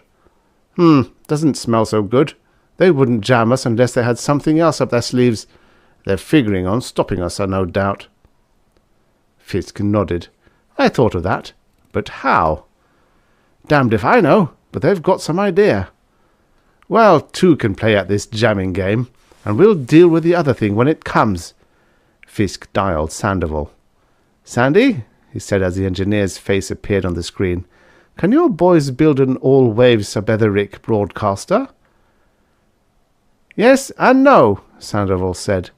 "We can build one, but we're not able to. No components." "How about modifying the Lorcom?" "That wouldn't be too tough, but you can't be thinking of—" "How long would it take?" 20 hours minimum. You realize, of course, that it's going to deprive us of long-range communications." "All right, so we lose them. They're worthless anyway. We're being jammed. Now get going on that conversion and cut all the time you can." "Aye, sir." Sandoval's boys must have sweated blood, Fisk thought, for it was barely 22 hours before the chief's heavy voice came over the intercom. "It's finished, sir," Sandoval said. "We're ready to roll." "Good," Fisk replied. "What's the output?" "A kilowatt across the board." Not so good. We're not going to blanket much with that." "You'll get through all right, but you can't expect any more than that. If you want to jam, you'd better concentrate on the 1400 band. You can smother anything in that area." "No, I'd rather have full coverage. I think the nosies are laying for us, and I want something that'll affect every Eglin in range, not just part of them. If we confuse them enough, we can crack straight through before they recover." "What do you intend to use to cause this confusion?" Sandoval asked. A grin crossed Fisk's face.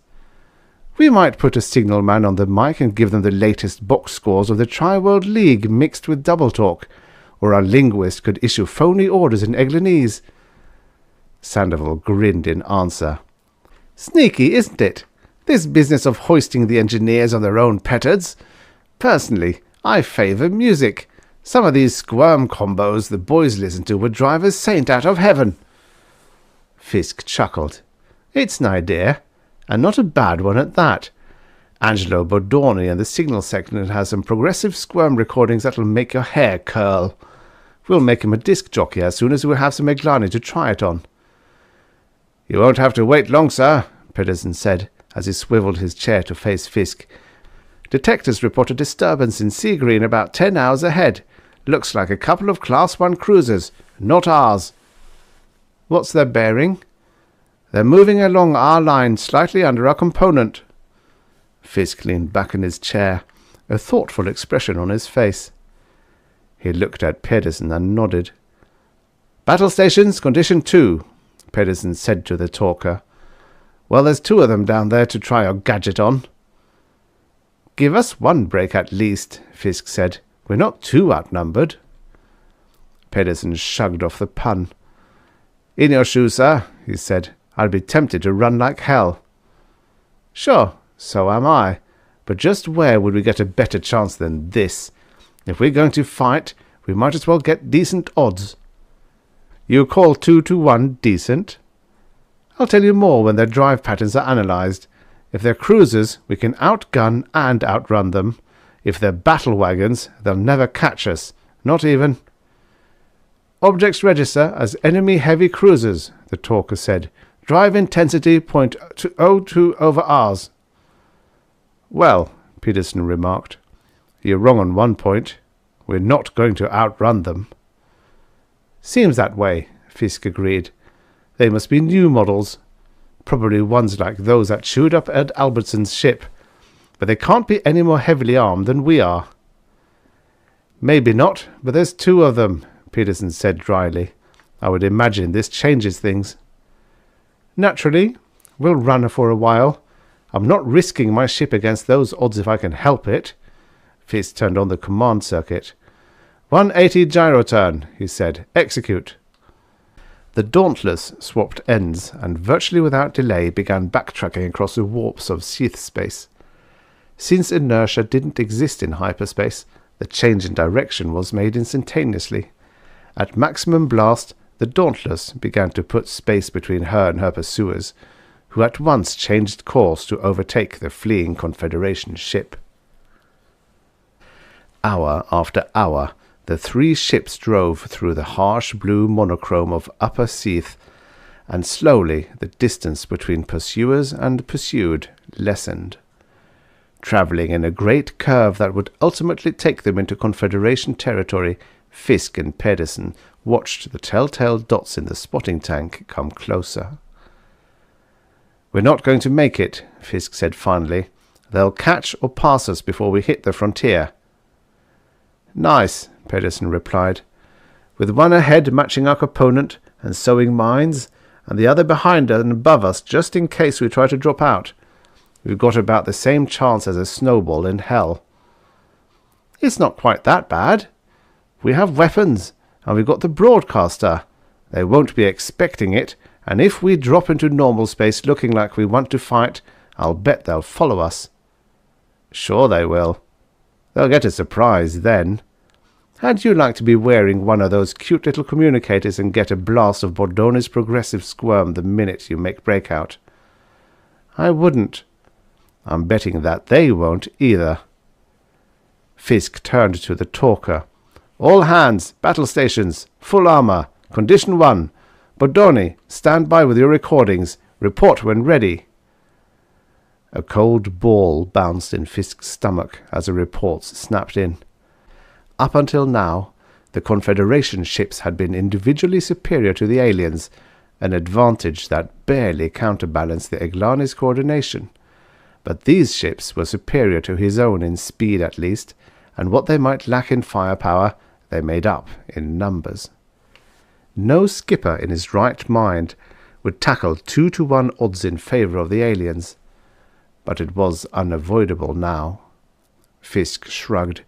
If he was right about the effect of his broadcaster, he had a chance, but the chance was a slim one any way you looked at it. Sure, he knew the secret of Eglan coordination, but could he disrupt that coordination? It was a distinct possibility that his attempt at jamming would only be a minor annoyance, and if it was, the secret of the Eglani would die with him. Of course, there was a possibility that one of the message torpedoes would get through, but torpedoes travelling on a fixed course were usually intercepted and destroyed. At best, they were a forlorn hope, sent earthward more as a gesture than with any expectation of arrival. And with the law converted to a sub-etheric broadcaster, he had no exterior communications. The Dauntless was on her own, cut off from help, wholly dependent upon the skill of her crew for survival. Stand by for breakout, Fisk ordered. Execute. Smoothly, the ship swapped ends, halted instantly, and dropped like a stone through the sheath components as Sandoval cut the converters. With scarcely a shudder, the Dauntless slipped into normal space.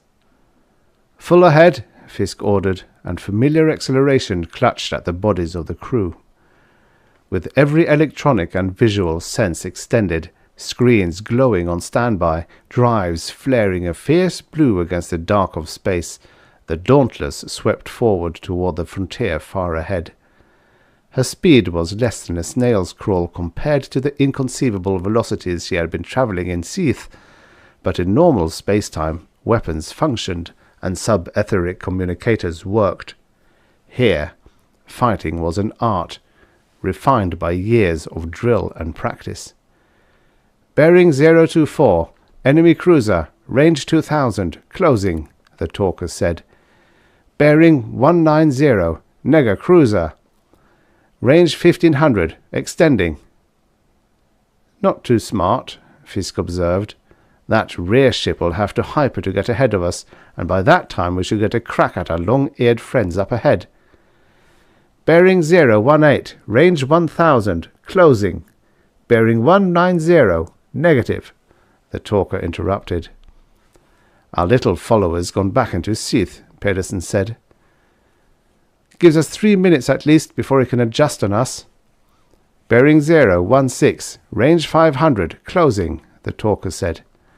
"Stand by, all stations," Fisk said calmly. "Bearing 016, steady, range 400, 300, 250, 220, 200, 180.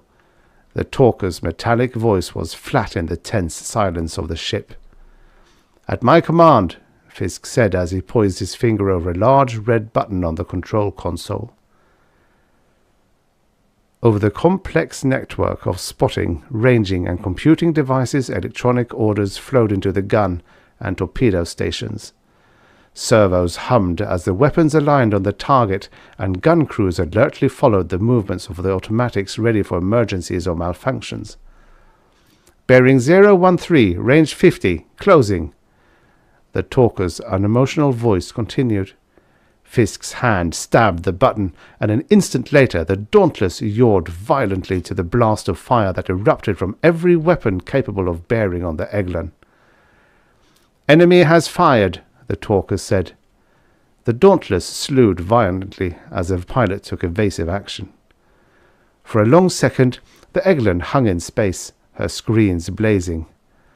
Then she began to turn, but it was too late. The concentrated fury of the Dauntless's broadside erupted against her screens in blazing pyrotechnics. The Eglin staggered and spun off at a tangent. A second later the Dauntless bucked and jumped as the Eglin's fire crashed home. The secondary screens flared and vanished. The primaries crackled into the violet under the enormous load of dissipating the megatons of energy that flared against them. "Holy George! What sort of stuff are those fellows carrying?" Pedersen breathed. "They outgun us too!" A trickle of blood ran from his nose. "No, we're about even there," Fisk said as another broadside erupted from the Dauntless, and another load of destruction hurtled towards the Eglin. "Enemy has fired," the talker said, and the Dauntlesses again turned off to one side. This time the salvo missed by a comfortable margin. "What's wrong with them?" Pedersen asked as he stared into the tank. "They're not evading." "Maybe they can't. We hit him near the drives." "There they go. Too slow. Way too slow." The Dauntless salvo struck, and for a moment an intolerable flame lighted space, and when it died, the Eglin cruiser had vanished. "Bearing 045, enemy cruiser, range 100, closing," the talker's voice interjected. "Enemy has fired." The Dauntless yawed violently as Fisk stabbed at the Sith switch.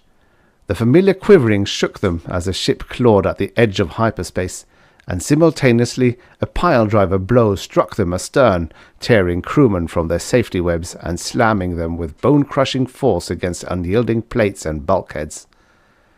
The Dauntless rang like a giant gong, the sound disappearing slowly with shimmering reverberations that assumed tangible shapes as a harsh red of lower Seath closed around them. "Skipper," the ship intercom rattled. "We can't hold her here. Number 3 converter's dismounted and there's a hole in the engine room big enough to drive a truck through." "Enemy cruiser, Seath yellow, dead ahead. dropping to our component, the talker said. Well, we got one of them, Peterson said. Might as well take our medicine like good boys. He'll be sowing mines in a minute. That Eglin was cold meat, Fisk said. The broadcast worked. That second ship wasn't. They came in on us like a hawk at a chicken, Peterson answered. They didn't have time to get the full benefit of it. You're going to give them another chance? We'll have to. We can't stay here. We can't run, and up here the broadcaster doesn't work, so we go down again. With that noise of Bodoni's, we should be able to jar their back teeth loose. Which reminds me, I'd better see how he's doing. That broadcaster is pretty near the engine room. He punched the intercom selector. How's it going, Bodoni? He asked. An anguished wail came out of the speaker. I was just changing a platter when we got struck. I sat on them. Even on my Stan Kenton album, and that's a classic. They're busted to hell, all of them. Bodoni, Fisk snapped. Sir! Valve it off, son. It can't be helped. Have you any more? No, sir. Can you sing or make noise or something? Fisk asked hopefully. Negative, sir. I've got mic fright. Always did have. Fisk sighed. Very well. You're relieved. Report to your station. Now what? Peterson asked. We get something else. What? Bodoni had the only squirm aboard. I know. I shook the ship down. There isn't a thing 1/10 as. Enemy has matched components, the talker said. Down 2 shades, Fisk ordered. We can dodge for a while, he said absently as the ship dropped into a deeper red monochrome. But he'll get us eventually. Sir, the engine room broke in. The converters aren't going to take much more of this. We're on 20% overload right now. They'll have to take it, Fisk snapped, if we want to stay alive. I'll try to keep him going, boss, Sandoval's voice broke in. Thanks, Andy, Fisk cut off. Now about the noise business. Well, Peterson said, you might try doing it yourself. Seems that I remember you howling like a wounded wolf a few days ago, just before we clobbered that Eglin base. If it's noise you want, why don't we give them out with a few war whoops? You damn near lifted the lid off his can. Fisk's eyes widened. You have something there, he admitted. He flipped the selector to communications. George, he said, can you rig a continuous tape playback into that broadcaster? Bodoni's aborted, smashed his records. Sure, give me 10 minutes. Make it 5 and send one of your boys up here. I have a package for him. Fisk switched off and turned to Pedersen. Have someone go to my quarters and get that roll of sound tape out of my locker. It's in the upper left compartment. Give it to George's man when he shows up. He looked at Pedersen's puzzled expression and grinned. We're not licked yet, Oli. Enemy has matched component, the talker said. Down 2 shades, and keep changing our course. Don't follow one line for more than 10 seconds, Fisk ordered. That gives us about 4 more drops before we break out, the pilot voice said over the speaker. And we can't dodge too long. He can outmaneuver us and ride us right out of Seath. How long? Maybe 5 minutes, maybe less. Well, get on with it. We can't stay here. Fisk looked glumly at the control board. There was nothing he could do at the moment. Aye, sir. The red monochrome deepened a trifle as the Dauntless dropped closer to breakout. Damn, they're quick, Fisk muttered. We're not going to be here long at this rate, Pedersen observed. We do what we can.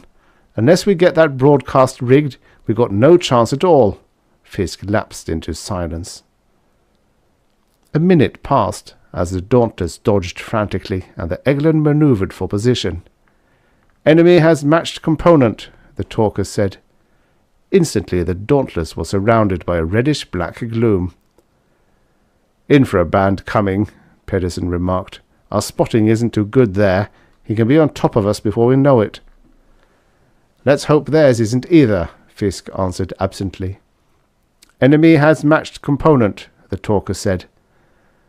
Well, that's that, Fisk said with grudging admiration as the ship went dark and began to buck and shudder in the stress area at the border of Seath and normal space.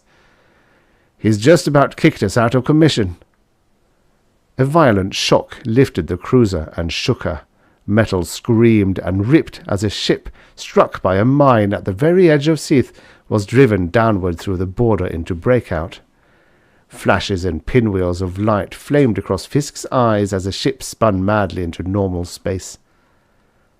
The talker wakened him. "Enemy cruiser, range 350, steady." Fisk cursed weakly at the unemotional robot voice. Somewhere amidships, a dull explosion shook the ship, and then the whole mass of the cruiser moved sideways as a broadside let loose. Fisk came to awareness with a jerk. Beside him was Pedersen, his face a bloody mask, calmly operating the control board.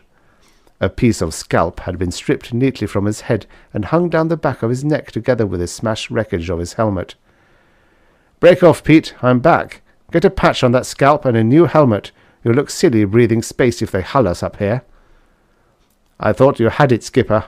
Pedersen grinned through the blood. "That last jump was pretty rough." "What's up?" "I don't know. Our Eglin friend is shooting at us from long range. He doesn't seem very eager to close. Came into 350 and has been matching us ever since. Looks like he's waiting for help." "We can't let this go on. What's our situation?" "Damage control reports we're about 80% effective. They're working on the number 3 converter, but it'll be at least an hour before she's ready. We've lost 2 secondary batteries, but the mains are all right, and our screens are keeping out the stuff our playmate's sending over." "Our drives?" "Okay, except for the converters, like I said." Fisk looked into the plotting tank. "Full right turn," he ordered. "If he won't close, we will." "Skipper!" the intercom chattered. "We got that tape in. We're ready to roll down here." "Well, get going," Fisk snarled. "Do I have to tell you everything?" "No, sir, but we thought—" "Stop thinking and turn that broadcast on." "Yes, sir." 85 degrees, right turn, down 5, Fisk said. "Full drive, execute." He bent over the tank and watched the Eglin. The enemy response was slow. "It's working," Fisk murmured happily. The blindest observer could see that something was wrong with the alien. His maneuvering was sloppy, his fire confused, sporadic, and inaccurate, and as the dauntless shells crashed into his secondary screens, there were no evasive maneuvers or blazing pyrotechnics of point reinforcement. Fisk grinned ferociously. A few more salvos, and that would be the end of him. A violent blow wrenched the Dauntless sideways, and another hurled her forward with a tremendous burst of acceleration. And the drives stopped dead. Under momentum alone, the cruiser shot onward. "We've had it, boss!" Sandoval's voice came in like a knell of doom. "Torpedo caught us right on the drive lattice. The drives are shot." "Enemy cruiser coming up dead astern," the talker said. "Range 80, closing slowly." The Dauntless lay dead, coasting through space. The faint hiss of escaping air and the clatter of booted feet were the only sounds in the hull. The lights still burned on emergency power, but the drive and the power plant were gone, and with them the Dauntless's capability to fight. Fisk wondered dully what was keeping the ship intact. Somehow the riddled hulk had failed to explode in the sunburst that usually marked the finish of a fighting ship. The guns were silenced. The last mine and torpedo had been fired. The intercom was a shambles of shorted circuits and dead lines. A hole fully a foot across had been ripped through the right side of the control room, giving a free opening onto the blackness of space. One more shell, Fisk thought, and that would be the end of it. But it never came. The Eglin ship matched velocity less than 100 yards away, and a dazed communications officer reported, "Sir, they've opened a channel. They want to surrender." Fisk looked at Pedersen. Pedersen looked at Fisk. The blank incomprehension on the face of one was precisely matched in the face of the other. This was incredible. The Eglin was still in fighting trim. The Dauntless was a wreck, yet the aliens were offering to surrender, and they never surrendered. "A trap?" Pedersen asked. "Why, they've got us. We're helpless and they know it. Fisk turned to the intercom. "Tell them we accept. Tell them to lower their screens and prepare to receive boarders." He turned to Pedersen. "Wonder how we're fixed for a boarding party. You have an idea?" Pedersen shook his head. "I'm going to have a look." Fisk removed his safety harness and rose stiffly from his chair, moving painfully toward the manway that left aft to the main gun batteries and the drives. He passed shambles. Bodies were everywhere. The sickbay had been destroyed by a direct hit. Guns and torpedo mounts were twisted wreckage garnished with dead. The communications center was miraculously untouched, still operating on emergency power, still broadcasting over the all-wave transmitter as the endless tape ran and reran through its guides. A hulking figure was bent over the transmitter, working with torch and welding rod resetting tie-downs broken by concussion. With dull surprise, Fisk recognized Sandoval. The big man saw him and grinned feebly. It was a miracle that they hadn't been opened up, but his battered armor was intact, except for several minor rips covered with patches and sealant. His helmet was dented, and the short-range communicator at his back was shot away. Fisk shook his head as he approached and laid his helmet against the engineer's. Sandoval's voice came through. "I've got what's left of my boys working on the drive. Give us an hour, and we'll be moving again." "Call them off, Sandy." "There's no need. The Eglin has surrendered." "They've what?" "Surrendered. Quit. Given up. We've won." "You're sure you're not in shock, Skipper?" "Just get your men together. We've got to make up a boarding party out of this mess somehow. We've got to collect the wounded and get them out of this wreck. Since the Eglin's still intact, we'll take over his ship." "But Skipper, everybody knows that the Eglani don't—" "Break it off, Sandy, and do as you're told. That's an order." Shaking his head, the big man floated off as Fisk shrugged and turned upward toward the gun decks, picking his way through torn and splintered metal, collecting survivors and issuing orders similar to those he had given Sandoval. In the next 20 minutes, Fisk destroyed forever his carefully built reputation for compassion and humanity. They assembled on the main deck. What was left of them? The whole and the wounded, barely 30 men of a crew that had numbered over 100. They gathered in a tight knot, staring into the vision screen that gave a clear view of the alien drawn up alongside. The Eglin ship hung black and massive in space, her seamless side blank save only for the circle of yellow light that marked an open airlock. No glitter of screens reflected the icy glint of the stars. There was a stillness about the ship that was almost frightening as she edged slowly closer to the battered sides of the Dauntless. "Boarders away," Fisk ordered, and the motley group of survivors towing the wounded who still lived opened the airlock and pushed off across the intervening space that separated the two ships. Fisk waited until the last man disappeared into the circle of light in the Eglin's side before pushing off. He blinked once or twice to clear the traces of moisture from his eyes as he looked around the empty stillness that had been his ship. It wouldn't do at all for his men to suspect that besides being a softy, he was a crybaby to boot. The Eglin had a double airlock, and as he emerged through the second airtight valve, he was met by Olaf Pedersen. Pedersen's helmet was off, and there was a peculiar expression on his face. "Well, what did you find?" Fisk asked, anxiety in his voice. "She's all ours. There's no fight left in them," Pedersen said. His voice was oddly strained. "We just moved in and took over. The men are collecting the prisoners now. What's left of them." He pointed down the low, wide manway that led into the interior of the ship. "Control room's down there," he said. "I know." Fisk looked around curiously. The ship was like the other captured jobs he'd seen. Even the two decapitated Eglani on the deck were familiar, and the other enemy dead he passed on the way to the control room were not abnormal. One expected to see them in a captured Eglin ship. It was the living who were strange, tight-faced, thick-bodied, stiffly erect aliens and their human guards who stood in the cross passageways watching him as he passed. Fisk shivered.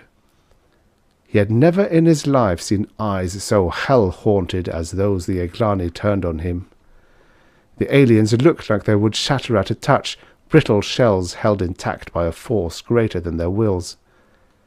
"Gives you the creep, doesn't it?" Pedersen asked in a low voice.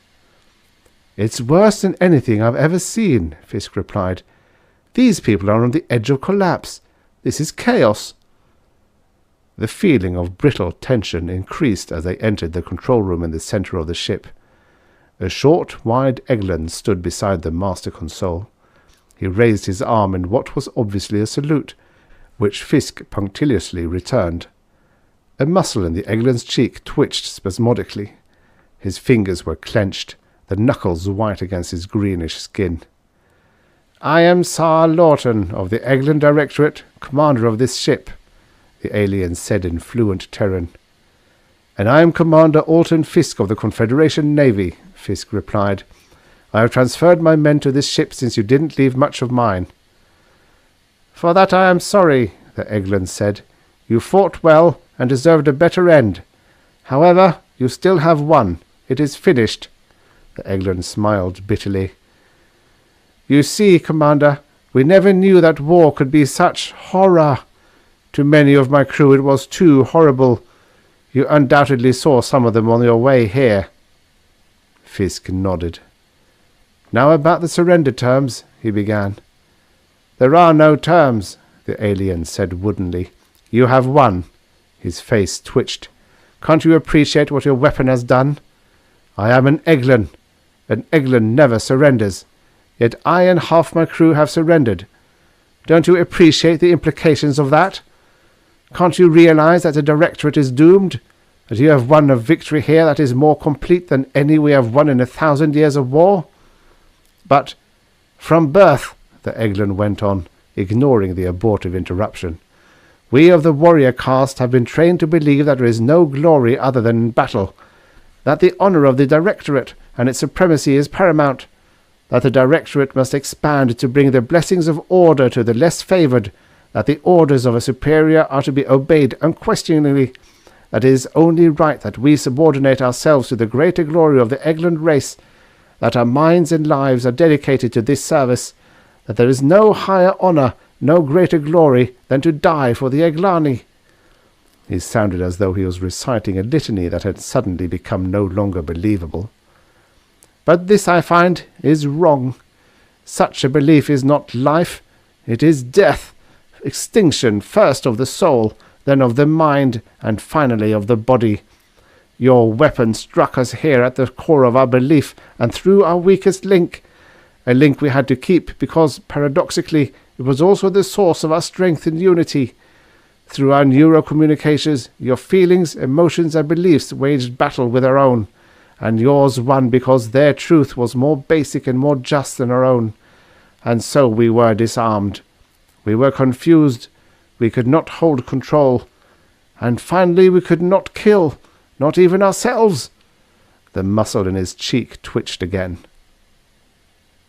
Fisk drew a deep breath. With sudden understanding, he recalled his own feelings when he had heard Ellen on that tape. But there must be more than Ellen, much more. All those others, and somehow the Eglani had sensed the true meaning behind that nauseous gabble, and the meaning had destroyed them. Of course, this single action wasn't the end of the war, but it was the beginning of the end. The war would go on, but now it wouldn't be humanity with its back against the wall. The Eglani, too, would know the meaning of defeat. Fisk sighed. Somehow he couldn't help feeling sorry for them. They were too understanding. "Thank you," Sir Lawton said unexpectedly. "Your sympathy is appreciated." Fisk looked at him uncomfortably. "Take him away, Ole," he said, "and put him with the others. I'm getting this crate out of here." Fisk sank into the control chair and scanned the board. There was no problem here. He knew Eglin's centralized controls almost as well as his own. One man could operate this ship as necessary, although it took many others to fight and service it. He energized the drives, and the ship moved ahead. The view screens glowed, framing star-studded space and the battered shape of the Dauntless falling slowly astern. The old girl lay quietly, coasting through space, gleaming faintly in the cold light of the distant stars. Slowly she shrank to a toy as the Eglin ship moved away. It was time, Fisk thought, as he adjusted a vernier dial and pushed a small lever. The faint iron trail of the torpedo shone like a pale sword blade in the darkness, vanishing toward the derelict astern. Seconds passed, and then a gigantic fireball blotted out the stars, and with its dying, the Dauntless was gone, save for a fiercely radiating haze of molecules that spread rapidly outward through circumambient space. Pedersen came in quietly and took a seat opposite Fisk. "The prisoners are secure, sir, and our men are ready for seath jump," he said. "Good. We'll start familiarization after we reach cruising component." "Aye, sir." "The Dauntless is gone," Fisk said absently as he energized the converters, and the ship shivered at the border of hyperspace. "I know. I saw her die." "She was a good ship." "The best. She won our war." "I hated to kill her, Ole." "I know that too, but you had to do it." Fisk sighed as he took the ship up through the seath components. It handled smoothly enough, but not as smoothly as the Dauntless.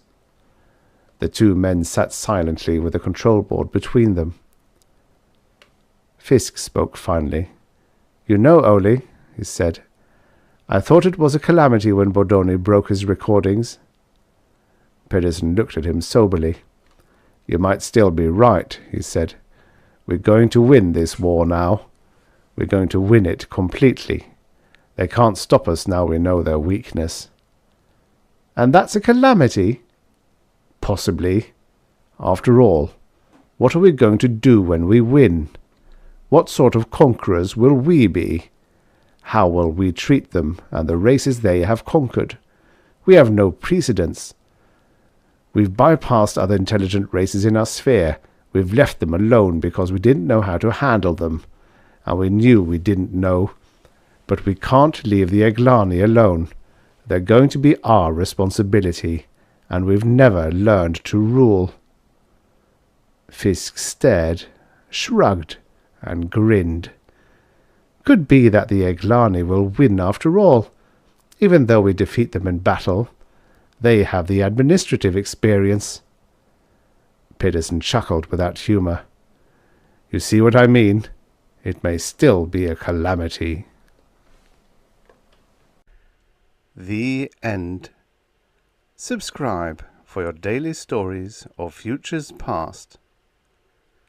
From the pages of dusty old pulp magazines to your ear.